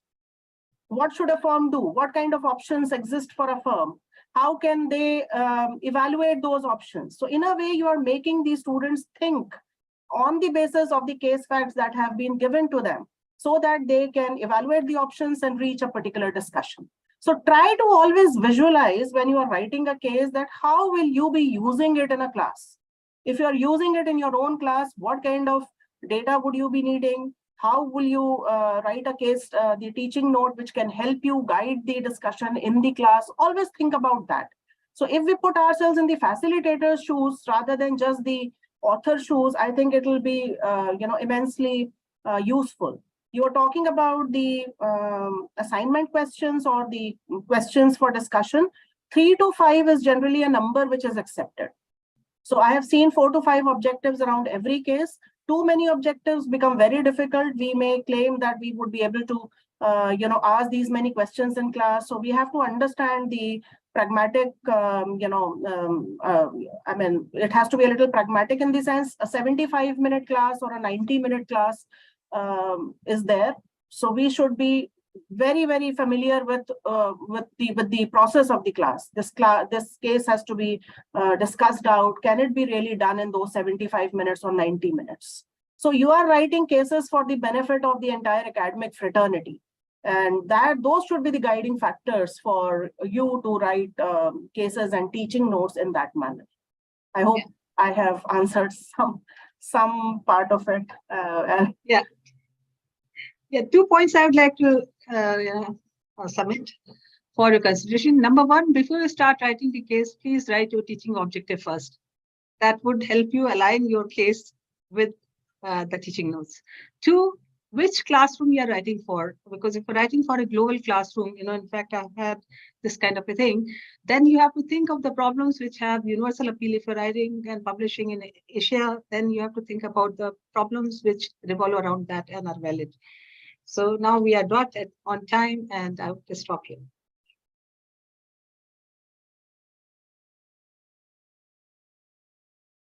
So I think one more hand raised is there. Dr. Ramesh, I am unmuting you. I hope you can now ask a question.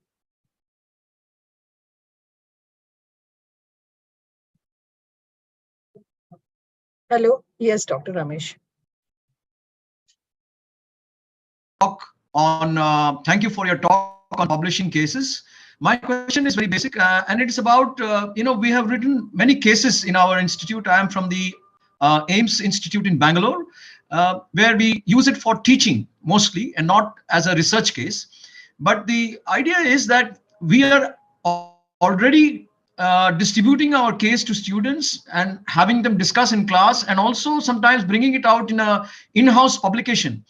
And when we look at taking this out on a public domain for a journal of, like EmeraldPublishing or your journal, for example, then we may have to make a few changes in that. But having already brought it out in our in-house journal, is it permissible to also send the same case, of course, modified to the extent after having the test done in the class and adding a few more features, to have it submitted for publishing to journals like international journals, as well as to the ICRC or such other publishing houses?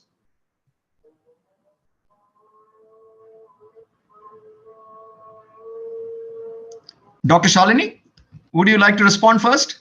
yeah, I can go ahead. I was waiting for Dr. Radha to respond anyway. So, there are very clear ethical guidelines set up by every journal in this regard. So even if your case belongs to an internal publication, it could be a part of your working paper series or anything, your institute has to permit you to take it forward and then get it published. But then it has to be substantially different from what you submitted to your own institute and the one which gets published. Otherwise, there are very, very clear guidelines that it should not have been published before anywhere. That is a rule to be followed. There are cases where, for example, a case was written on an organization, let's say 10 years ago, and now you are writing a fresh case on it. So they are bound to be substantially different. Some part of the information could be common, like a company background or something, but the issues need to be different. The way you have presented the data needs to be different. So that we have to be, as authors, we have to be very careful. This is an ethical concern with most of the journals. And if your institute is permitting it, then there are certain guidelines which are mentioned for the authors to follow, and you have to abide by them. Yeah. Ma'am, what about the testing? When you are testing in the class, because that is also feedback, at least the first time you need to get some feedback in order to develop your teaching notes well. So you are supposed to not leave the case with the students. Normally what we practice those small things, like we give them a printed case study, we collect it back from them. We mention there's a watermark given on the case study that this is only for the testing purpose. You are not supposed to copy, distribute it. So all those kind of precautions have to be taken as an author. You collect their feedback in writing and then you incorporate. So all those mechanisms are there. And the idea is not to let it be with the audience so that it can, further be distributed. So you have to be cautious about it. See, it should not be in the public domain, Dr. Rajiya. Number two, it should not have been treated as published, whether in-house or otherwise. It should not be part of a working series. And if you're writing a sequel case, for example, I have written 3 cases for one firm, and these are being used in global classrooms, but they're all different. They're on the same company, but they're different cases. So, maybe, and then you give the references and you're not reproducing the material. You can give citations and give references and to give credit to yourself, even if you have used it before. I think these are some of the ethical considerations which are necessary. Thank you. Thank you very much.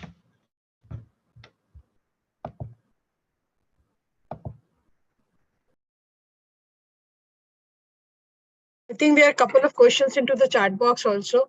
Before we take on the chat box questions, there are a few questions. I think there is a hand raised by Dr. Hara. I think I have unmuted you. You can ask the question. Okay, ma'am, it is very nice to know the various steps how to publish the case studies and all those things. We do a lot of effort and hard work also to publish the cases. Once it is published, then we do not know how it is being used and where it is being used. So is there any mechanism to tracking? I mean, that will further motivate us, yes, but I've written is worth using at different places. So is there any way out to find it out where it has been used and who has used and what was the result of that?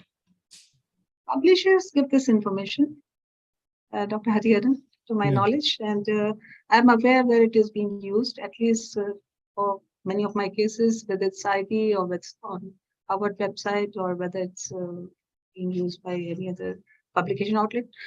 But some publishers probably do not give this information. I have published a couple of cases with the Emerald, and some of these have been awarded too. So practically I have published with every publisher and case house, excepting maybe one or two. Case center, I have not published any. No, Maybe Dr. Shalini would have some idea too. Yes, if I understand your question correctly, you want to understand how your case has been used and where it has been used. Yeah. So we do provide that information, but it is on demand most of the time because there are hundreds of cases, and you could write to the editor, you can write to the support team. The email IDs are given on the website. For example, Miss Melissa Close is one which is working closely with the editorial team as well as the authors. She's corresponding between them. So you could write to her and she will take out the summary if you want the statistics for last 6 months, 1 year, more than 1 year. So she will provide you all the information. It is readily available. Authors have the right to know, and we do provide it, but that's on request. A lot of hard work goes into it, so you'd like to know, yeah. No, it's just writing one email. So before I became the editor for Emerald, I had also written one case in 2014, and it has so far reached 20,000 downloads. 20,000 reads are there. And I was really happy with the, initially very happy with the progress of this case. So 2018, I wrote to them, because some emails I had received from countries where it was downloaded. And I was really surprised that, if this is the kind of response this case is reaching. So I wanted to quote it in my organization, and I requested, and they immediately provided me with these statistics. Normally for research paper, they give us this data where it has been downloaded. With cases, I think every house has a different policy. IV on an yearly basis, they keep on updating the authors, so that's a regular practice. With Emerald, you could simply write to them. I mean, we are not that closed organization that we would not like to interact with you. You just have to write one email, and I'm sure the data will come to you. Okay, thank you, ma'am. I think there are a couple of questions here. One question is, should a teacher give solution for the questions asked in the teaching note after the classroom discussion is over? Please to guide the students. No. Would you like this question to be, who is this question addressed to? No, actually, that's a bad practice personally also. And this is not how a case discussion is done. Okay, so we want the students to learn the decision-making process. They should learn that decision-making skill. And as the earlier session was going on and somebody was talking about that, management is a social science. So they have to learn to arrive at that decision on their own, given the facts and figures and data that they have been given. So as a manager also, they'll have to take their own decisions. So we are not supposed, it's not like a mathematics problem that you provide them with the solution that this went wrong, this step was wrong. This is not. So as a facilitator, it's just a help kind of thing. And most of the times we might even refer to the teaching notes, but we would not use them to frame our arguments about the questions in the class or the way we discuss the case in the class. It would go as per my, let's say, the way I would like to use that case in my class. So one should not do that. Yeah.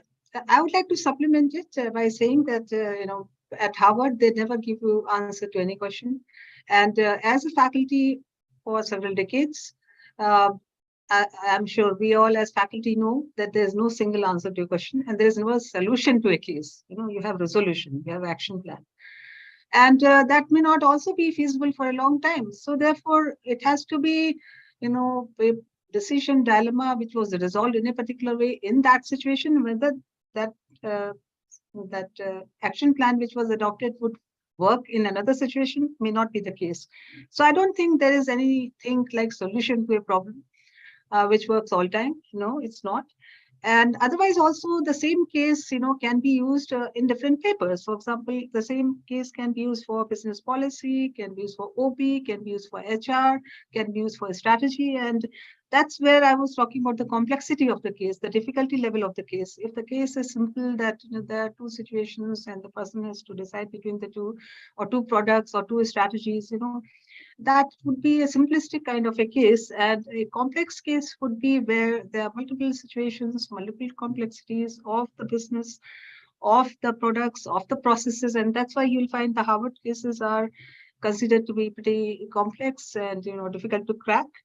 And as a trainee, as a student, we learned it. And as a faculty, when I use those cases, I know that the same case which I use is resolved differently by different groups of people when it's being done in a group. People with engineering background, people with finance background, economics background, OBHR background. So therefore, that's what brings enrichment in the class and enrichment of learning. And I think we should encourage that rather than telling them that this is the problem, this is the solution. I think that not be the right way. That's my view.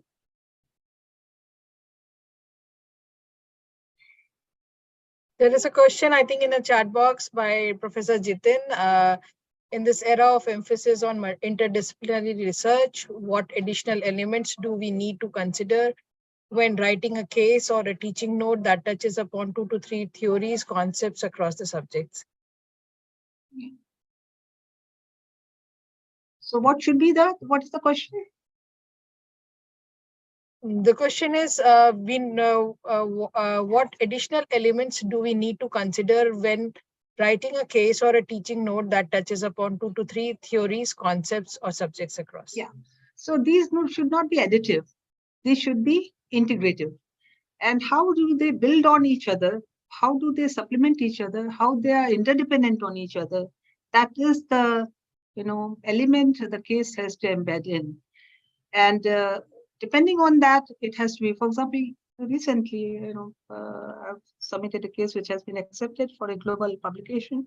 It will be used in 33 countries. 33 countries case studies are there in that casebook. So that's what it is. So it has got 3 different concepts which are embedded into one. And then the multiple cultural context, which is where it is likely to be used. So it can have policy implications, it can have practice implications, it can have HR implications, it can have sustainability perspective, and this is what it is. So the case author has to see that, what is the objective of writing this case? Am I writing this case for an undergraduate class or postgraduate class, MBA class, for faculty, for executive management program, or for classrooms, in X or Y geography and so on. So, or interdisciplinary, when you are writing this case, who is it meant for? For PhD level or for executive MBA? And if that be the case, then you would know that if you are doing it for executive management program, then these people bring with them all the experiences. If they're managers, they know how to handle problems, and these problems are not looked at from one narrow perspective. They look at the problem from multiple perspectives, right? Operations problem, it could be a problem of finances, it could be problem of, for example, during COVID. A lot of cases that came during COVID had not one element. They had this problem of this uncertainty, supply chain, then they had problems of availability of material, alternate arrangement, strategy, alternative, resource or source, or that may be leading to innovation within the organization, to deal with the situation. Now, this is a very interesting situation. How did a company come up with a new product or a process because a particular product or particular material was not available, supply chain was disrupted, and therefore they came up with this new concept or new product. Now, see, so obviously, if you're writing such a case, it would have elements of different, situations and different functions, and then problems. And then the case evolves. It has to evolve, I think, rather than it has to be that I imagine that I want to involve these disciplines and I want to try this case. I do not know, because I think it has to come naturally. I don't know if you've answered the question.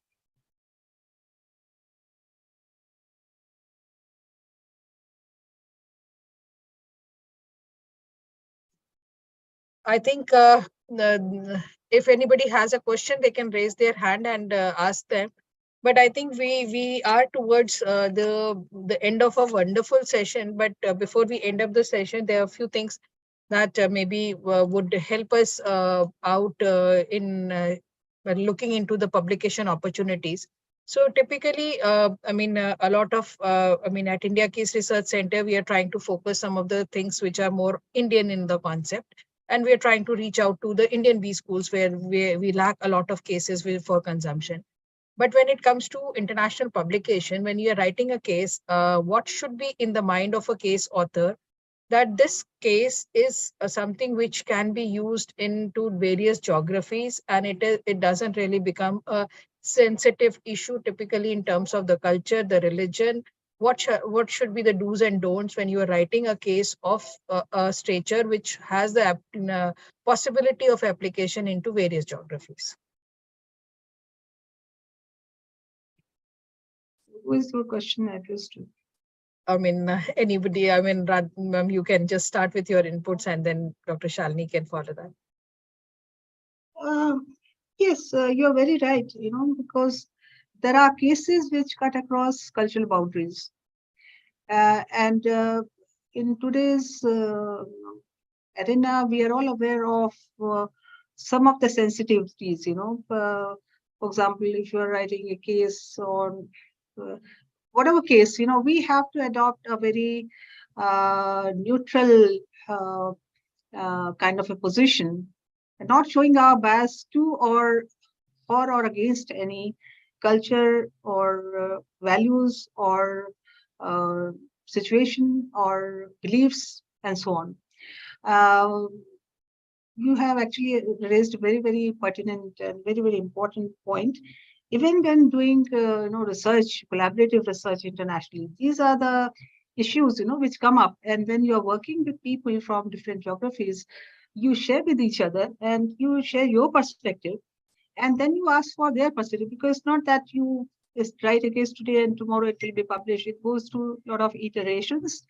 And if you are collaborating with someone, one good way would be that you collaborate with someone, in one of the geographies who are familiar with the situation there. And then, it may become more realistic, or you may become more aware of the sensitivities of those cultures that one may not be familiar with. Or if one has worked around, traveled around, or known about those things, then one may feel comfortable and can do that. It can happen both ways. So collaboration is one answer. Two is that avoid controversial issues and focus on the learning. And if the objective is learning, then I don't think anything will come in there. Even if sometimes there are cases, I mean, for example, I remember once one paper, Institutionalization of Corruption, was a paper which was given Best Paper Award at the Academy of Management. Now you would wonder, institutionalization of corruption, but it's not linked to a particular country or to a particular culture, but it's a concept that is being, and the way this concept has been developed and has been studied and has been analyzed and has been, put in, in a form which is based on evidence. So if institutionalization is corruption is based on XYZ factors or multiple processes and stages, then it's not linked to a particular country or to a particular culture. And even if some countries have been looked into, their identities have not been revealed in the paper or in the case.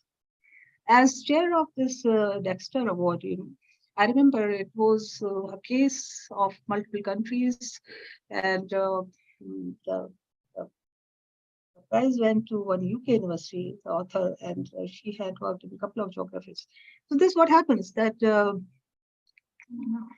if all these things have been taken into consideration, and that's what brings richness to a case, that how much complexity it has gone through, how many issues it has tackled with, and how many triangulations have been done, and how these issues have been resolved in a manner which is academically rigorous and relevant and reliable.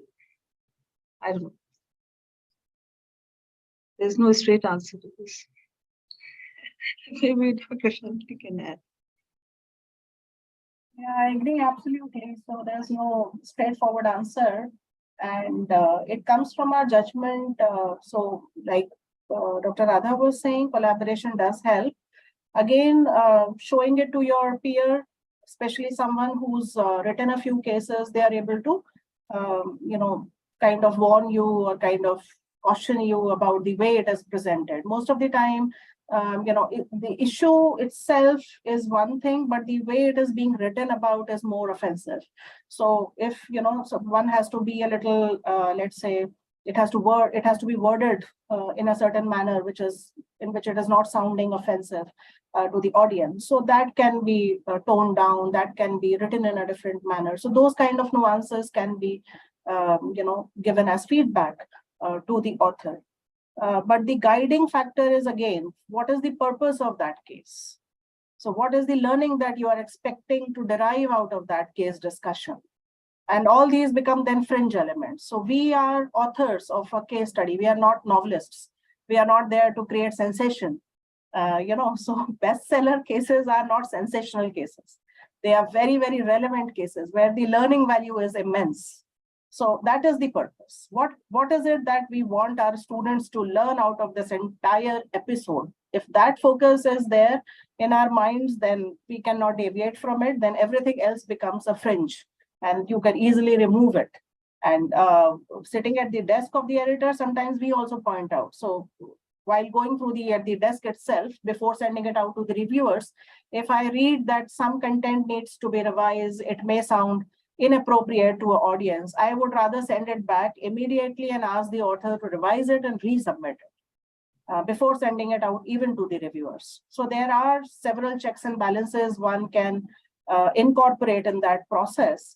As I'm saying, one should not take up this entire exercise in a hurried manner. It's a thoughtful exercise. You should enjoy the process and be passionate about case writing, but always be guided by the fact that how am I going to use this case? Okay, what kind of learning value will it generate? Fantastic, ma'am. I think that was wonderfully worded by both of you. One last question I have, if other participants have a question, they can always put it into the chat box or raise a hand. One last question, as I would want you to address. What we find at India Case Research Center, we are a very new center, and we are trying to really guide people into the case writing process.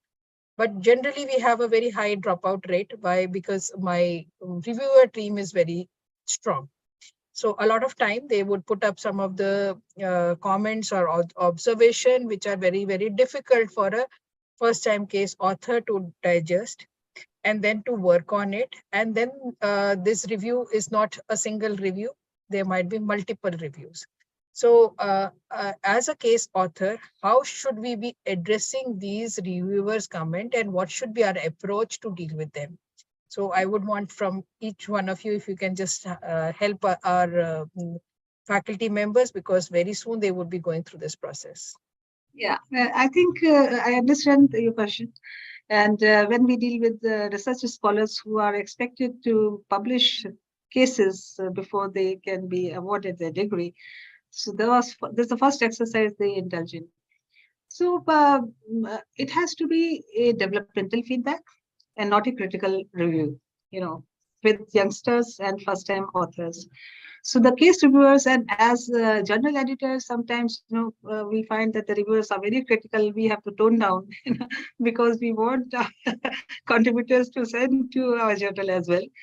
And even if we have to reject a case, we again give developmental feedback that your case could not be think if you do these things, or if you improve these aspects, it can be the same. So I think a little feedback to the reviewers, how to give feedback, that is important. Number two, the expectations of case writers also need to be, set in place, because first case cannot be published in a world-class outlet. It can be, but it takes a lot of time. So they can target maybe one level and the next level and the next level. Or the other way could be that they co-author with some senior faculty or someone who is an experienced author. Obviously, the case author, the researcher, should be the first author. That would be the ethics part of it. That's what I do with my scholars. They are writing with me. So I think these are a few tips which have to be, and this also has to be made clear when they are going through the course process, that academic writing, scholarly writing, is not simple writing. It takes a lot of time for a researcher to evolve over a period of time. Remember the time when the person joins the PhD program and then when the person graduates, it's a huge journey. And it's a lot of hand-holding and a lot of developmental work that the faculty or the supervisor has to do with the researcher. So it is that kind of a process that the author has to consider. It's not that one is senior or junior in age or experience. It's nothing to do with that, but it's the process. And anybody who knows this process better has to handhold, and they have to look up to that person to receive that feedback. A couple of things probably might. Yes, it's a very challenging question actually, and I do understand that there are certain requirements to be met in terms of publications or in terms of getting the cases out. It is also to do with that, having the patience to undergo this multiple cycles.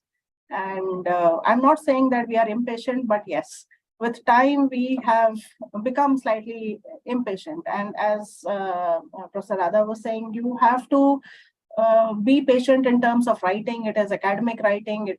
It takes time. Case writing is, of course, a little different than journal, or article writing, but even that takes time. So one has to be a little patient. There are a few ways you could speed it up. And one is, of course, collaborating with people who have experience in writing cases, who have written cases for multiple, forums. So they understand those nuances that can speed up the work. But that should be with the intention of learning it. That should not be just for the purpose of, climbing on the shoulder of other person and then getting it done. No, that should not, because in the end, you are supposed to do it on your own as well. And then you'll be guiding your juniors and your peers to do it better. It's a cycle, it's knowledge sharing. So that has to happen. That is one thing. We have to look at the reviewers' feedback very carefully. What as an editor, at least I do, and the other editor colleagues also do, we do not take the reviewers' feedback just on the face value. Some of my reviewers are fantastic reviewers. They give such developmental, constructive thoughts that they really improve the case from one level to the next. They just push up the case.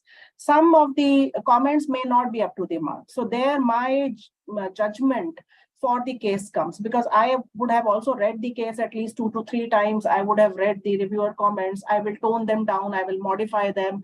I have also experienced a case where reviewers had completely rejected the case, whereas I found merit in the case. So even after receiving 3 rejections, I allowed a major revision, and I wrote a very detailed feedback that this is what I would like you to work on. And having worked on that thing, I'm really happy. At least the authors were very patient enough. They incorporated those points. They took time. They sent back a case. Again, I sent it for review, and then they got very good feedback. So that kind of patience is also required. So one has to be in love with what you are doing. That is what I would say. And then things become easy. But if you're just trying to churn out something very quickly, of course, that will, not work in the longer run.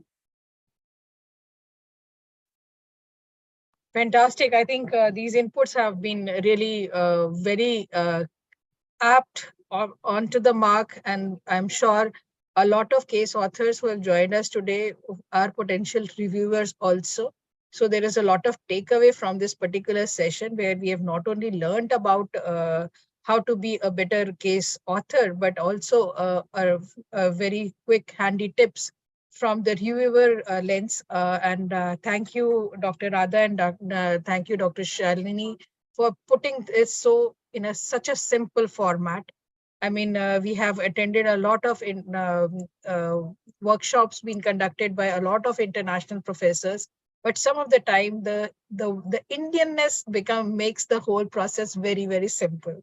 So thank you for making the whole process look simple, and the toughest task that both of you do every day.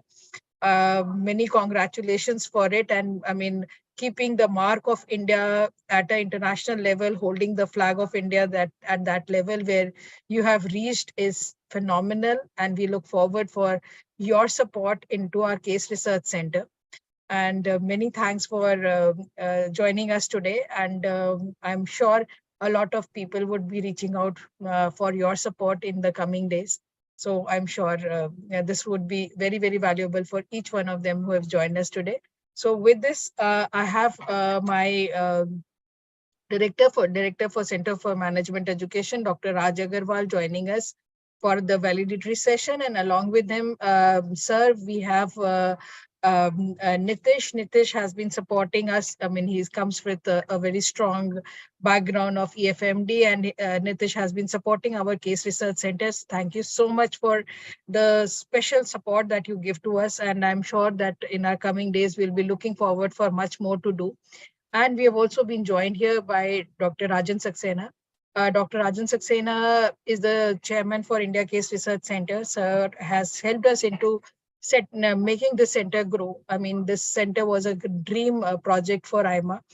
And a lot of our board members were very much inclined into setting up the center. But setting up the center and really executing the work into the center is a big task, where we had a constant support from Dr. Saxena. So I think all my other people have joined in. I can see Dr. Agarwal. I can see Dr. Rajan Saxena was there a couple of minutes ago, but I don't see him now. I think he might be rejoining back, but I think this is a time when I would hand over to Dr. Raj Agarwal and welcome him to this valedictory session. And Nitish, a huge lot of applause for Nitish for joining us today. And as Dr. Saxena joins us, I would request Dr. Raj Agarwal to really share some of his views. Over to you, sir, and thank you, panelists, for being there. And if you can stay for a few more minutes, we will be sharing up the results for the competition. Dr. Saxena is also there. Welcome, sir. Sir, very warm welcome to this last and final session for this case competition and conference. I think this is a day where all the case authors who have worked so hard have been waiting for. So before we announce the award, a word of wisdom from Dr. Saxena and Dr. Agarwal would be something which would be a cherry on the top of the cake for this competition and the conference. Over to you, sir, Dr. Saxena.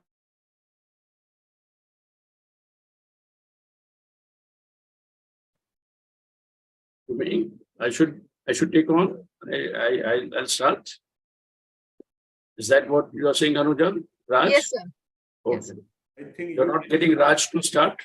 I think you can start. I can speak after you. All right. So the last word in any case will be that of the director, CME. It will always be. All right.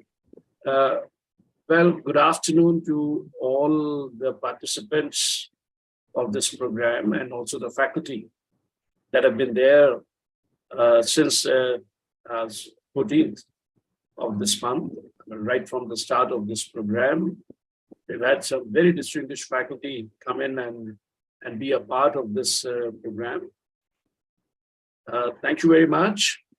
Well, it's a privilege to have all of you with us this morning, and having gone through the kind of a competition and the contest that AIMA had organized in the area of case writing, I'm sure it must have been a great learning experience for all of you.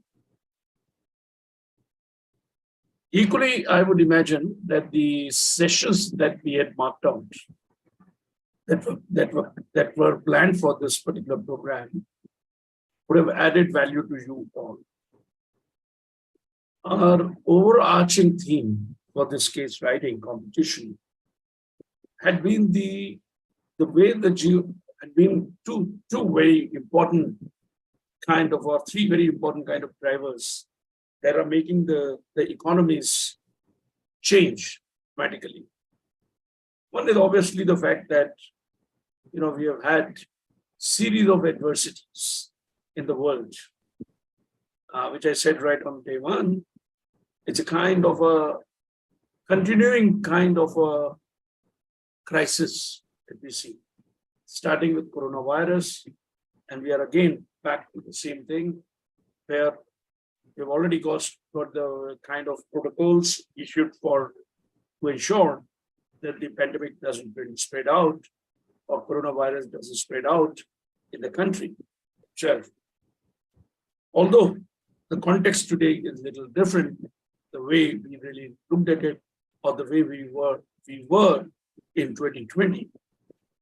And soon after the COVID seemed to have subsided, we entered into an era of a long-drawn, sustained revival strategies being visible of the economies, because the global economy took a big recessions. Almost about, I would think so, 60% of the world, 70% of the world, particularly the Western world, is in the midst of the recession itself. We also find that some of our third world countries are still recovering from the losses that they would have had. And clearly organizations are also today impacted as a consequence of this COVID and the recessions that are there. We are also seeing another kind of a side of this pandemic, which was in terms of the pain that it caused, the human cost of this pandemic or corona, and which has again affected not only the job market, but also in terms of the quality of labor, the people, their motivations. Almost everywhere, you find that there has been a kind of a change that is visible. Work from home has never been, we thought that it would bring about a balance between work life and personal life. We found something else happening. The work-life balance did not really occur. We did have an issue. There were many people who committed suicide. There were many separations at this point of time. And clearly what we are finding that the society is going through the multiple shocks. It isn't just really one shock. The second big kind of a pillar or the vertical or the force that I feel is the geopolitical development. The Ukraine war is just one example. Syria, the refugees from all over the world is another one that we find that as a reality. Almost all the countries that are developed are facing this kind of a crisis of the human crisis itself. And clearly from a geopolitical point of view, that we also find that the South Asia today is in a state of turmoil. It's in a state of turmoil. India is the only country where this kind of a balance exists. They do find some kind of a semblance of peace happening in this country, but not really anything more. Economic growth is there, though at a lower rate, which side. And the third is very clearly, as we all see, is the automation technologies that we are talking about it. So we are living today in the digital economy, digital organizations, digital products. Consumers are shifting their preferences from physical retailing to an online retailing. We are also realizing that the consumer behavior on the social network is very different from the way the consumer has behaved in a physical kind of a network itself. Likewise, the labor in a physical environment, the labor behavior, the workforce behavior is entirely different in the real place. But when it comes to the digital technologies, it is entirely different.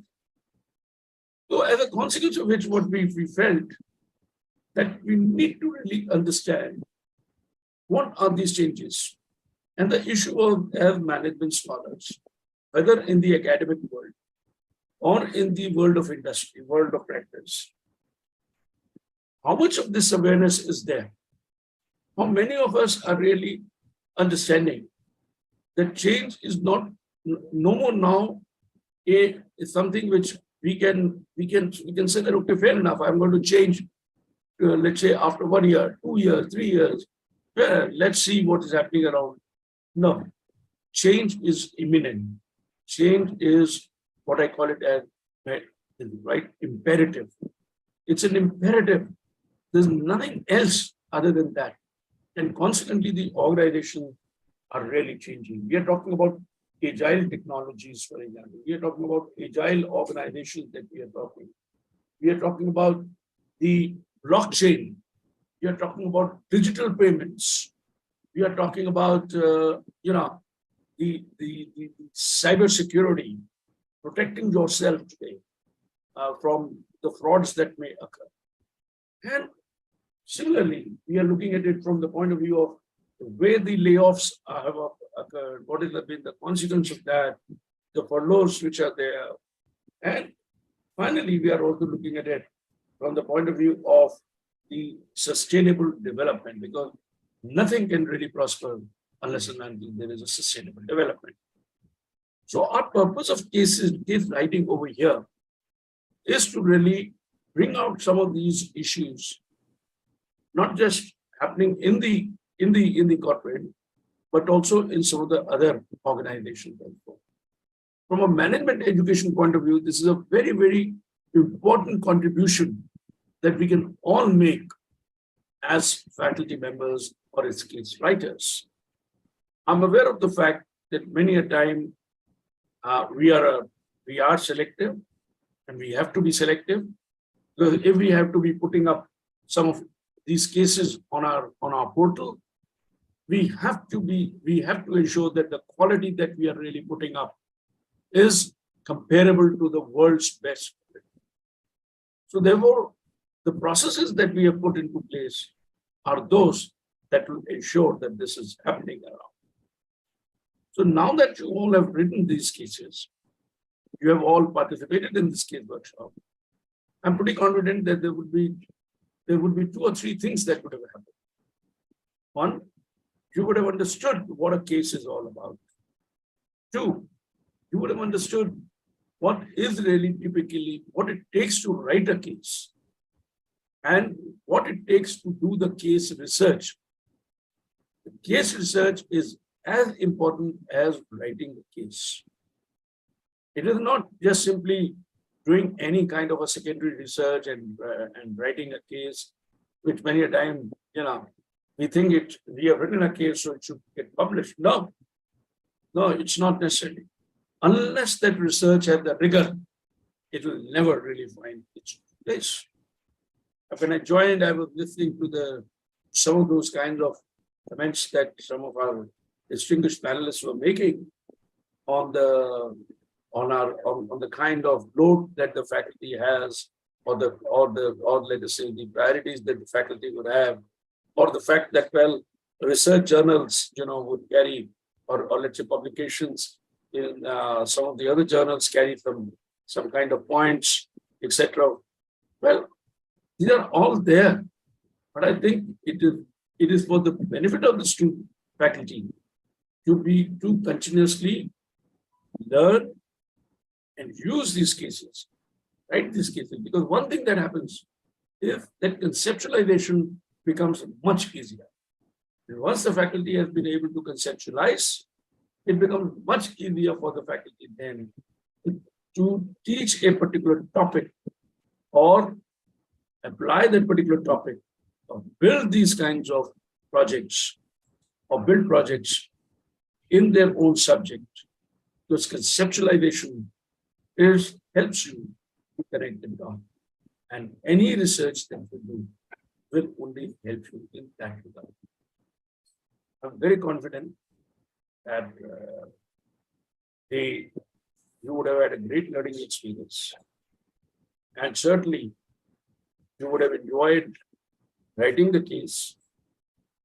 I'm pretty confident that the jury that must have been there would have had a great task of evaluating the case writers, cases that have been produced. I'd like to compliment the jury. I would like to congratulate all the winners and all the participants. At the end of the day, our objective is not just merely to say who's the best and who's the next and who's the next. Our objective is to take this entire cause of case writing and case teaching to the business schools. Finally, let me just put it across to you. There's one single point, and with that I will end. Is the fact that, NEP 2020 is talking about an experiential learning. And it talks about it right from the school days, right from the early years itself, that experiential learning. Somebody was mentioning that we should have cases even in the school, which I don't necessarily buy that, because that shows a lack of an understanding of what a case is all about. You can have stories there in the school. So the storytelling is more important at the school level than to talk about the case itself. But as you come into the management education, as you come to the PGDM level or the bachelor's level, the case has to become an important tool to create this kind of an experience or experiential learning. Besides, of course, designing some good projects so that the student learns from the field. And that is the refrain of NEP. How do we move away from rote learning to an experiential learning? That is the kind of a goal of NEP. Bringing back fun in education. That is the motto of NEP. And if that is so, let us continue to innovate on our pedagogies. Let us learn from each other. Let us see what others are doing it, not just merely in India, but all over the place. Thank you very much, friends. And once again, it's a pleasure having you with us. ICRC becomes richer by your participation, and we are looking to become India's apex case research center as we really progress on our journey. Thank you very much. Thank you, sir, for your very comprehensive elaboration of case teaching, case writing about this conference, and then the global context by mixing with the domestic context, the kind of changes which are taking place, which you have covered. This is remarkable. And then finally, this the kind of advice that how cases can be written and how this Indian management faculty, they can attempt cases, what should be the context, what should be the approach. So this is really very good, very motivating for us. And what I like to say after you, that I was listening to Dr. Radha Sharma and Dr. Shalini R. Tiwari. So they were also making very good observation. Nitish is also here. He is also doing a lot of very good work as far as this accreditation part is considered. So what I think and what is new learning for me in this conference, that first of all, that this conceptualization which you planned about this conference, that was very interesting. So this your conceptualization, giving this theme to the conference, this has become very focused. And then when this has become focused, then we have to select and identify speakers according to the topic requirement. Whether this is a fund flow, whether this is a G20. And luckily, we were able to get very good speakers, very good faculty members from India and abroad. So this first day, that was highly absorbing. The kind of sessions which we were having, these were really really a very shining example as far as this learning part is considered. The kind of changes which I narrated, I find it out that here definitely case writing is very important part, case teaching is very important part, but how this context is going to be developed. And when we talk about developing a context, so the kind of changes in India and abroad in organizations, this is taking place. This is what that this session of Professor Rajendra Srivastava, where he focused on value generation and value proposition. This is going to be too fundamental as far as this case writing is considered. So, and likewise, this is what that in G20, I noticed that the context, this G20 is a very broad area. So what are the contexts which we have to find it out when we are going to write the cases, and cases for teaching purpose, cases for doing a session in a class, whether this is a macroeconomics, whether this is a finance. So definitely this conference and the kind of changes which are taking place, and these changes which faculty members, they are imbibing, and then they are adopting as far as this purpose of teaching is considered, purpose of writing is considered. This is very important and very significant. The changes, as you pointed out, that in context of this digitization, in context of this technological development, these are very, very important. And now this new education policy, which UGC, AICTE, they have started implementing. So unless until these kind of changes are going to be incorporated in a right perspective, because ultimately it is the duty of academia that whatsoever changes are taking place are going to be implemented in a true spirit. And when these are going to be implemented in a true spirit, only then we can see that how this management education, this is progressing, this is going to be more and more qualitative. So my learning and my understanding is this, that there are changes, and our faculty members, they are very proactive and they are very creative. They know that how these changes are going to be adopted, and what is important, that how this is going to be widespread.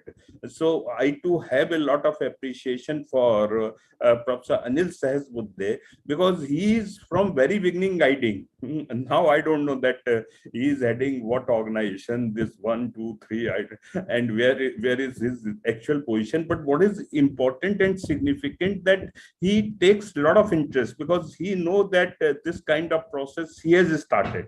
He has started with AIMA, and today also he is willing to support us and to inspire us. So definitely when we have persons like him, so we can also make a lot of changes as far as this process of developing cases, process of developing this case research center, and kind of support, as Anuja said, that we got from our council, from our president, from past president, and specifically, I don't know, that Mr. Pai for last so many months not available to us. So the kind of support which he too was providing. So these things are really very, very significant, and significant in the sense that how we faculty members, we can develop the right kind of approach. We can integrate B school, we can integrate this faculty members, and then we can find it out new approaches we can integrate and make it one of the globally best case research center. So with these words, I think that this is what this award ceremony, this Anuja is going to start. So this track, this jury has done a wonderful work. She has identified this best cases. Jury has identified, not she. So this award process is going to be announced. I don't know whether Mr. Ajit Balakrishnan is joining or not joining, but we are here, so we can complete all these formalities. So with these words, I am really very happy to be a part of this conference, and I hope that this will grow more and more. Thank you very much. Thank you, sir. And with this, we would like to welcome Nitish Jain. Nitish has been supporting us for a lot of other activities, but I think at this forum, we would like to hear from him what EFMD really looks into when when we talk about cases, and what is there for us as a case author. How do we really look into it? So over to you, Nitish. A very, very warm welcome to AIMA and AIMA India Case Research Center. Thank you, Anuja, and congratulations to AIMA for setting forth a very important course of case competition. I think the fact that AIMA has taken this noble initiative of encouraging the practice of practice-based learning, and also recognizing and encouraging all the faculty and the authors to write cases, I think it's a tremendous effort. While we've been using a lot of these cases all these years, but I think AIMA has really transformed the approach to professionalize the entire case world. And I must also, I think, thank Professor Raj and Dr. Saxena on this, very thoughtful initiative that AIMA has taken up. And I'll just give you a context. The fact that EFMD, which has been started by European Union, started the case competition in 1988, which is almost 3 decades, more than 3 decades. It is only to show that how important is the relevance of the cases in the learning. And obviously we are more focused on management, but then any kind of teaching learning exercise, when it is applied in nature, I think it becomes far more relevant. Also, at EFMD, I think we strongly believe that there are 3 things on which cases really help. One is innovation. Then it brings collaborative efforts of faculty, students, corporate stakeholders together. So there is no hierarchy in a case-based approach. I mean, anybody could come together with like-minded people and produce a course, as opposed to you don't need to have necessarily, degrees or very strong past education. But a very good experience, a very good, knowledge of what you're trying to do, and trying to communicate that in a meaningful piece with the help of the index, with the help of the data, which will then create some hypothesis and reflect for the new players who would like to learn from that. Also, it leads to something what we feel strongly impact, because whatever we are learning through different cases is not only influencing and setting learning tools for the peers, but also creating a very strong impact, like Dr. Saxena and many other panelists. I had a chance to hear some of them all mentioned that how these learnings are not just about the success, but also the failures. Pandemic, as Professor Saxena mentioned, is a classic example that how different things came out of the learnings of different people in education, in corporate, in services, and several in other sectors. So cases, I think, is the bedrock. And if I may just conclude, I would say that what happens when we are as a young adult or a young child, we are told that we must always learn to write and read and do a lot of good reading about books. I think my only submission to all the senior faculty and other colleagues is the fact that case writing and case reading should be our habit. I think we learn a lot of contemporary issues with the cases in a very short span. And especially for the managerial sector, if I think I can request AIMA to handpick some of these cases and bring out, as a circulation to the corporate world, some of the areas. I mean, you can define a couple of areas, and within each area, you can have 2 cases identified and then circulate with the corporate world. It would have a significant impact. And I can only say that at EFMD, we have created around 12 categories under which, more than 12 categories under which, there are global players involved in this. And we feel that these are very important areas wherein the faculty and the other corporate people should reflect on. And therefore, it channelizes some constructive thought in those areas and create a significant impact. So once again, thank you to AIMA, and congratulations to all the winners to be announced shortly. And I mean, winners is not the only certification, I would say. The very fact that you attempted and you have started to think in this journey of case writing is a very, very big win, is what I would say. Thank you. Thank you. I think it was wonderfully worded for us. Everyone is a winner today. I mean, we are towards the end of the ceremony, the last thing that is for the competition. And as Nitish has said, it is so very important that you have taken up this journey. For us, everyone is a winner because you have taken up this journey. But we have to announce some of the toppers into it. So we'll take this opportunity. And as Dr. Agarwal was briefing, we had a jury team which evaluated you in various sessions. And in the yesterday evening and today morning, we had a very lengthy discussions around choosing and really bringing out the winners. But I'm very, very thankful to the whole lot of jury members who helped us out. I mean, every case that they evaluated, they have shared their views there and then.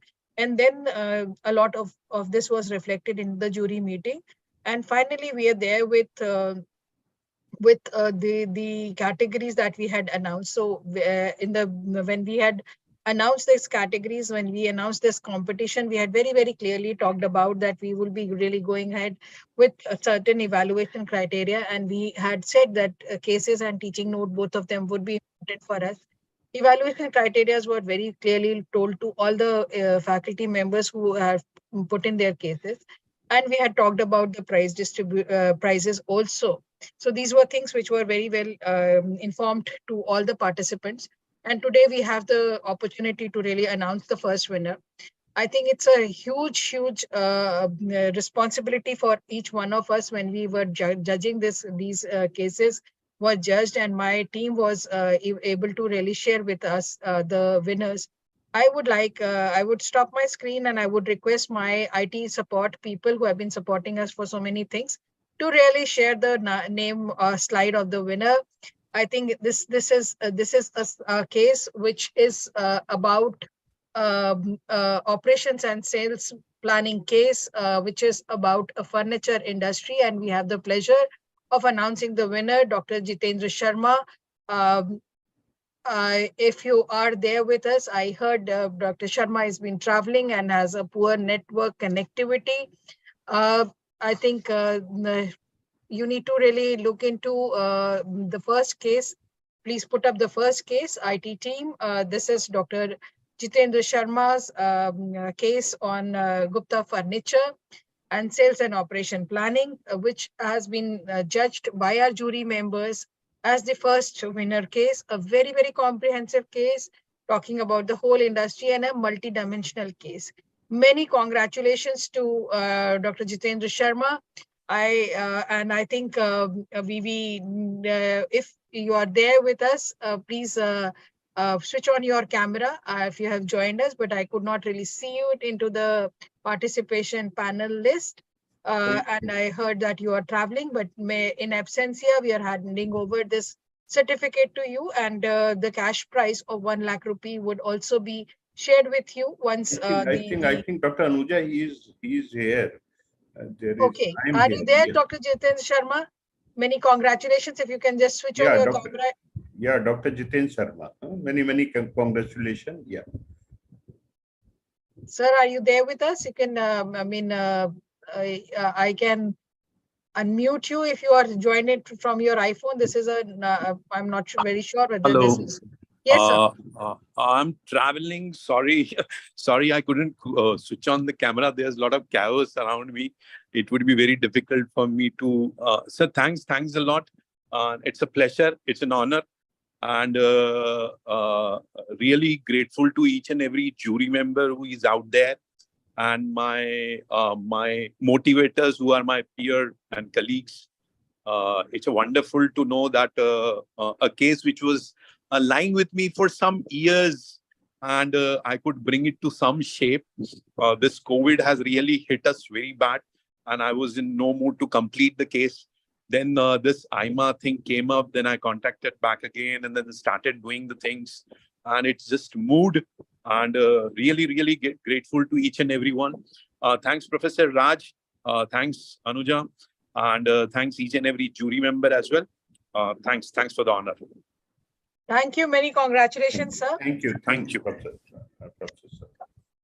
And with this, we take this opportunity to announce the second best case. This second best case, my colleague Ashish from IT, if you can put up the second best case, goes to Shreyas Srivas and Anshul Garg. Their case on portfolio diversity, new business strategy, branded homestay IHCL among stays and trails is a case which has been judged by our jury as the second best case in this category. Many congratulations, Shreyas and Anshul. I believe both of you are there. If you can just switch on your camera and share your views for a minute, will be really, our friends would be very happy to see you. Many congratulations. Yeah, hi, I am Shreyas. My colleague Anshul is also joined on the call, but he's in a different place. Thank you very much, AIMA, for giving us this opportunity. And this is a real case, and I have lived that moment, when I have published this case as a contest entry, but for whatever that we spoke of and whatever we have presented, I have lived that moment. It's a story which was incubated during the pandemic. I was part of the hospitality industry, and then going through those emotions, and then trying to mitigate those risks that has come out with, of course, the institution at large, the industry at large, and also the ecosystem of support system, the governance systems, has definitively played a significant role. But it was more important that we bring out those nuances and reflect upon the resilience that the industry has shown towards this, and that was a story telling for us also, and there was a lot of management lessons that we tried to embed into it. So thank you very much for everything. Congratulations. Yeah. Thank you. Many congratulations. A great insider story case, a moment which has been lived up by a manager and has been now documented in form of a case. Many congratulations. So with this, I think this would be a case which would be told into the classroom and can be taught by many people. It's the teaching note speaks a lot. Many congratulations. With this, we move on to the third category, third best case. And before I move on to that, the cash award for the second best case is 50,000 rupees, and I will be sharing the details to how to transfer that with the participants. Ashish, I'll request you. We are now announcing the third best case, which is a case written by Dr. Shikha Bharadwaj and Vaibhav Tyagi, a case on shaping photons, a managerial paradox. Again, a primary data case, and I think it has been judged the third best into the category. A lot of valuable information as per my jury members was shared into it, and the presentation itself was very strongly loaded with insider stories. So over to you, Vaibhav. I think I can see you into the participant list. If you're there, you can just switch on your camera and help us see you, and many congratulations and share a few words. Sure, ma'am. First of all, thank you so much, AIMA and ICRC, for this wonderful, program for organizing. And I'm really excited too much that I'm really unable to find out the words to, actually express the gratitude that I have for the organization. And at this moment, basically, my professor, Dr. Shikha Bharadwaj, she is not with me as of now in the call because of some circumstances out there. But she is with me on the phone call, and she's listening to me. I just want to, express my gratitude to her support as well, because of which it has happened. Basically, this topic and this case both have been, experienced by many of the corporate people, and I am one of them, I would say. And that's how I was able to, pen it down with the help of my professor. And only then it has been, able to, make a mark inside the list of those who have, presented here itself. So thank you so much once again. I would say, like, work culture is something that every one of us should be thinking upon, because it is something which is directly related to the organizational development, not only development, personal development, as well as the business directly. So I think we are in an era nowadays that we should be more wiser. We should be creating more conducive environment for the people so that everybody can be more innovative and contribute towards the development of not only the corporates but also the nation. So that's my submission. And again, thanks a lot to everyone for this privilege and the award. Many congratulations, Vaibhav. Thank you. Great task going. At a young age, started writing cases. We'll look forward for many more cases. Thank you. So with this, we would move on to the second, the category of our cases of excellence. At the beginning of this competition, we have talked about that there would be certain number of certificates which would be awarded as certificate for excellence. And there are three cases which come into that category. As we talked about, selecting the winners was a very, very tough task for our jury members. So what they did was they have given us three certificate of excellence.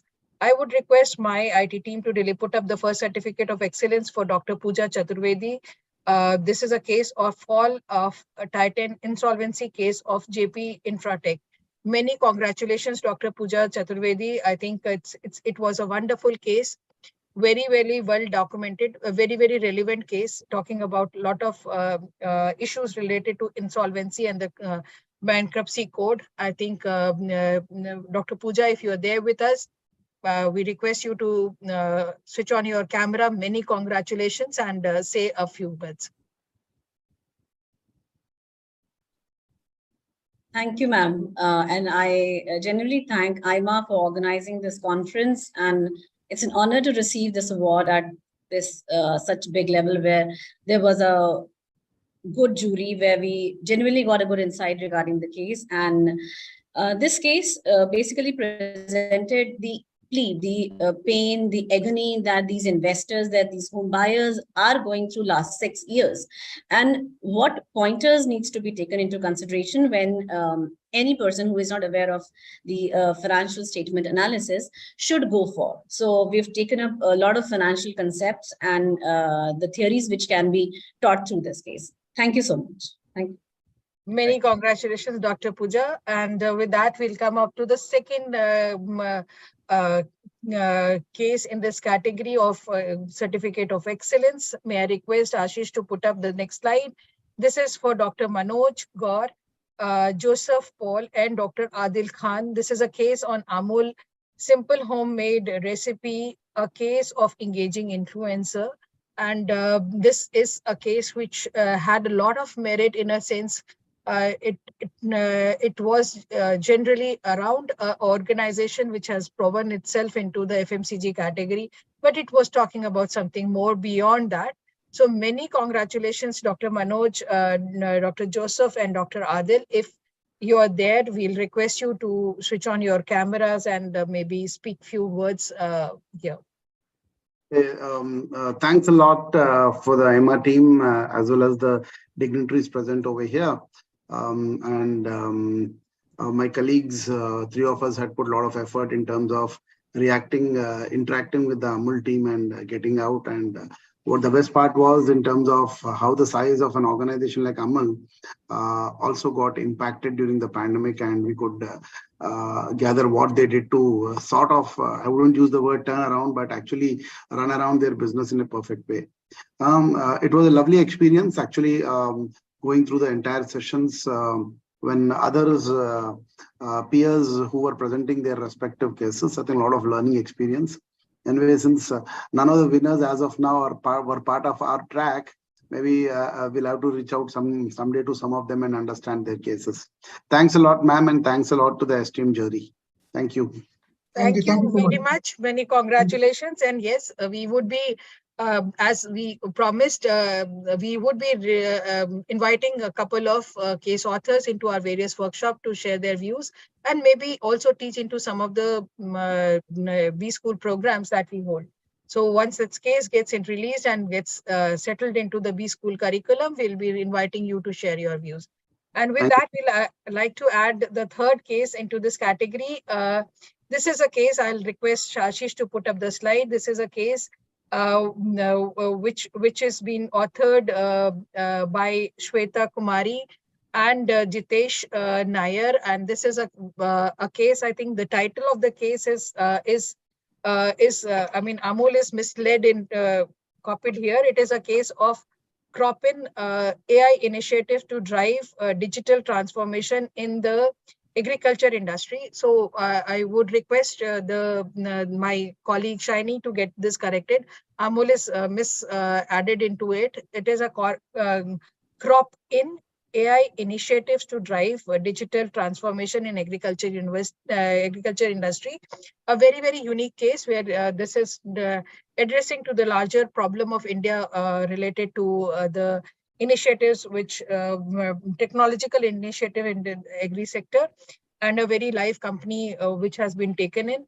And I think Shweta and Dr. Jitesh, they are there with us. If they can share their piece of wisdom there, why they really chose this particular case, it will be a great advantage for us. Over to you, Dr. Shweta and Dr. Jitesh. Thank you very much. So the whole idea of this case actually started with a small discussion we had in ICFA Business School, Hyderabad. And we are happy that this case has come up as a potential case for classroom teaching. And it reinforces the fact that we have been trying to come up with cases across disciplines for the students at IBS Hyderabad. And the value addition which we have been able to give the students across the years, 2 decades plus till now. And this award is a reinforcement and acknowledgement for that. The case is actually interdisciplinary in nature. Cropin is an agri-tech company. And we were trying to highlight the entrepreneurial decision skills of the co-founders, how they were trying to build a sustainable business model using technology as a platform and add value to shareholders across the ecosystem, the agri-tech ecosystem. That is a very difficult challenge. You can serve 1 or 2 segments of the ecosystem, but trying to add value across the ecosystem to farmers, to agri-businesses, to pesticide fertilizer companies, to end consumers is a big challenge. So we found this a very interesting area of for a case. And thank you very much. Thank you. Many congratulations to both of you. I think with this, we'll move on to the next category, which is the category, which is the certificate for merit. And the first certificate in this goes to Dr. Siddharth Saxena and Dr. Deepa Chaudhary. Their case on the 3 shades of discrimination in the developing nations context. is something which was found worthy by our jury team. In fact, there was a lot of debate and discussions around this case also. So I think we all lived this case in the morning itself. So may I request Dr. Siddharth and Dr. Deepa to share their piece of wisdom as to how they went about this case. I think Dr. Siddharth, I had seen you there. Good afternoon, everyone. Thank you so much for this recognition. So I would like to thank AIMA and ICRC for particular recognition. One particular point that I think, and this is what the jury also suggested and was in part of the panel, I think researching makes these cases much more important and intriguing. And that actually helped us do a lot of work. And some of the feedback that was given to us while developing the particular case, that made it much easier for us to work on this particular part. Thank you, Siddharth. Many congratulations, Dr. Siddharth and Dr. Deepa. With that, we move on to the second certificate of merit, which is for the super bottom, a social problem fostering by innovation and sustainability makes a startup successful, written by Ms. Shreyang Balu and Dr. Nalini. I believe Dr. Nalini and Ms. Balu, are you there? If you're there with us, you can share your piece of wisdom. But this was, again, a very, very interesting case into the area of startup sustainability, covering a lot of issues. Are you there with us? I'm here, ma'am. I'm Saranya here. Yeah, Saranya, yeah. Yeah, so the inspiration for this case is my niece, because I saw her. My sister was like trying on the super bottoms reusable diaper, and that's how I was interested, that like the comfort and the convenience. And I would really like to thank my co-author Dr. Nalini, who trusted me in this process to go ahead and to impart the design thinking approach in this. And also I would really very thankful to the jury to have input their information. Like, they gave great constructive criticism, which I would want to rework on in the case, add on more details. So, and thank you for AIMA and ICRC for the opportunity. Thank you and many congratulations. And please, as we have been always talking about it, our jury had given very constructive observations, and please do revise the case before you send it back for the publication. So we will look forward for all of these changes also. And with that, we'll come up to the third case into this category, which is a case written by Dr. Digvijay Singh and Subra. This is a case on VOW, the vows of fresh girls. Again, a case about a very, very interesting organization. And I think this is again a case where we have brought in a organization live in our classroom. Dr. Digvijay Singh, if you are there with us, or Shubhra, if you're there with us, we'll like to hear from you.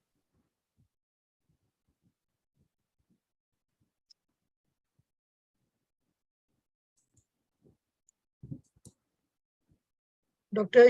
Digvijay Singh, you're very much there. So if you can speak few words. Are you there? Can you unmute yourself?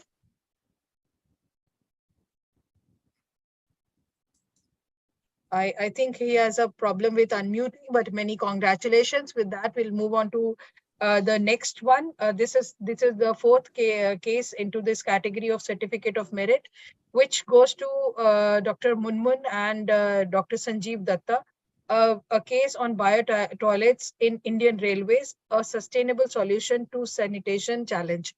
I think this was a very strong case, which was again very, very well crafted case, and I'm sure it has got long shelf life for our B schools. Dr. Sanjeev, you are there with us, and Dr. Munmun, if you're there with us, please switch on your cameras, and can we have a little view on your perspective on the case? Thank you, Dr. Anuja. Thank you to the jury. Fantastic. I'm so happy to be here. In fact, I'm a student of AIMA. I'm doing my PhD program. Dr. Raj, thank you so much, seeing you there. So in fact, this case is very unique in the sense that we have all traveled by Indian Railways since our childhood. And in fact, just yesterday I was traveling by Rajdhani, and I could relate the bio toilets. The Indian Railways, the humongous task of fitting all the compartments with bio toilets is amazing. You should go and watch that, how they've done it. Well, there are challenges. They have customized a technology which was not found in India. They brought it in India, and the biodigester was used in India. There are still some challenges, but it's an amazing work. So I think truly the Indian ethos, you talk about that and how the Indian Railways, you know what Indian Railways is all about. And such a huge project they have done. It's a project management case. At the same time, it's a public policy case. So it's an interdisciplinary case by living by the true spirit of NEP. So thank you, AIMA. Thank you, IAS. No, ma'am. Anuja, ma'am, the entire Case Research Center for giving us this opportunity. And we hope to write many more such cases in the future. Thank you. Thank you, sir. Many congratulations. We look forward for many, many more cases. And I think with this, we'll come up to the last certificate in our competition, which is the 5th certificate of merit, which goes to Dr. Sandeep Bhatnagar and Dr. Rohit Kumar. Their case on wind stream energy technologies, crossing the valley of death. But what's next? I think this was again a very, very unique track which they had chosen. Dr. Sandeep Bhatnagar, I could see you into the participant list. If you're there, please switch on your camera. Yeah. I thank all the esteemed jury members at AIMA and rest of the places, all the participants. In fact, I being the last one, I, sincerely thank all the efforts by everyone. I feel really elated because this case was again, an eye-opener for us because we went through the struggle of an entrepreneur in an Indian contextual framework of the institutional framework. And it was a great learning for us. That's what we thought, why not share this in the class so that all the students across the colleges can learn from this case. And I thank my co-author as well, Professor Rohit Kumar from Indian Institute of Management, Ranchi, and the team here. Thanks a lot, ma'am. Thank you. Thank you. Many congratulations. And as we come to the end, I would request all of you to really switch on your cameras and ask my colleague to Muskan to take a couple of snaps here. I think it was a great pleasure seeing you all here, a fantastic journey. And it took us a lot of time to really put all of these things together. And my sincere thanks to all my faculty members and my colleagues at AIMA. And I know this is something which we all aim to do great task here. But this would not have been possible if we do not have this type of support that we get from AIMA team. Many congratulations to each of the participants. You have taken a lot of pain to really put the case together. And we all know that case writing is not an easy task. It's always a very, very tough one. And this journey is not, again, a very easy. You are one who is all into it, and to really do the task, it is a whole lot of networking which needs to be done and a lot of refining which needs to be done. So many congratulations to each one of you. And as I said, I'm really thankful to my jury members, to all the ICRC panel advisory board members, my team of colleagues who have participated, though they have not presented their case, but have been participant to this competition and conference. For all the 3 days, we had a huge lot of participation. Generally, cases are very, very niche area where we hardly get people to who write cases and listen to it. But it was a great, great day for each one of us to really see you all here. Many congratulations to the winners, and we look forward for all the case authors to really do the revision and submit the case back to ICRC for the final release and publication. And as we have promised, a couple of these cases, once they are released from India Case Research Center, would then finally also be released through Hong Kong Business School's Asia Case Research Center. Some of them would also be making into the Emerald collection, and some of them would also be going into the South Asia Case Journal. So we have a lot of partners with us, but they would be first released through our case center and then moving on to different direction. And thank you, Dr. Saxena. Thank you, Dr. Agarwal. Thank you, Nitish, for a very huge support that we get. I mean, we have constantly been falling back to the support that we get from our colleagues who are there with us for this cause.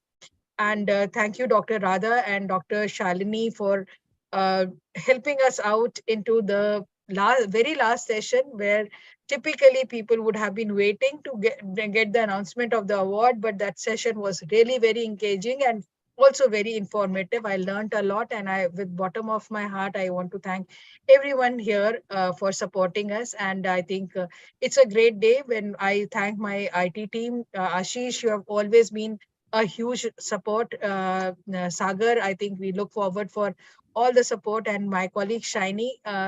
And I'll also inform you that we'll be taking a little break for a week, but my colleague Shiny would be traveling back to her native state. So I would be answering most of the mails, but Shiny, who works as a manager with India Case Research Center, would be sending up all the certificates and all the required information for the winners very shortly. We look forward for each one of you to, if they have any other need, they can drop in a mail. We would be happy to answer all the mails there.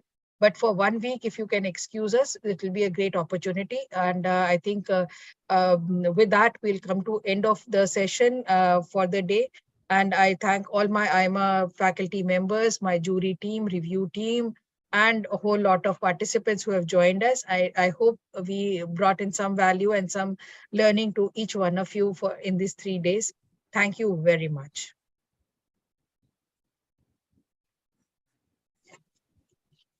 So, Dr. Agarwal, if you have to thank, I'll hand over to you. So first of all, this is thank you all of you. This Professor Rajan Saxena, first who guided us excellently. This excellent faculty members from various organizations, those who come and those who participated in this conference as a speaker, and then this large number of the case author from B schools, they have participated, and IMA team, IT, CME team, they supported us, and Dr. Anuja Pandey, she organized this very effectively, this 3 days conference. So I'm really thankful to Mr. Nitish Jain for supporting us.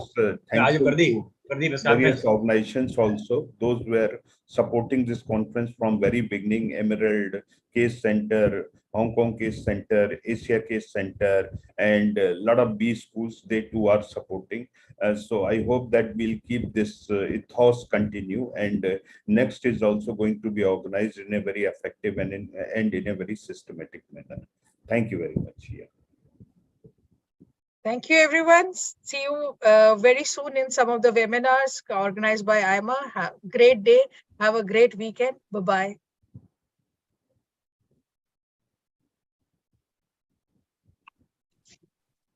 Console, you can close now.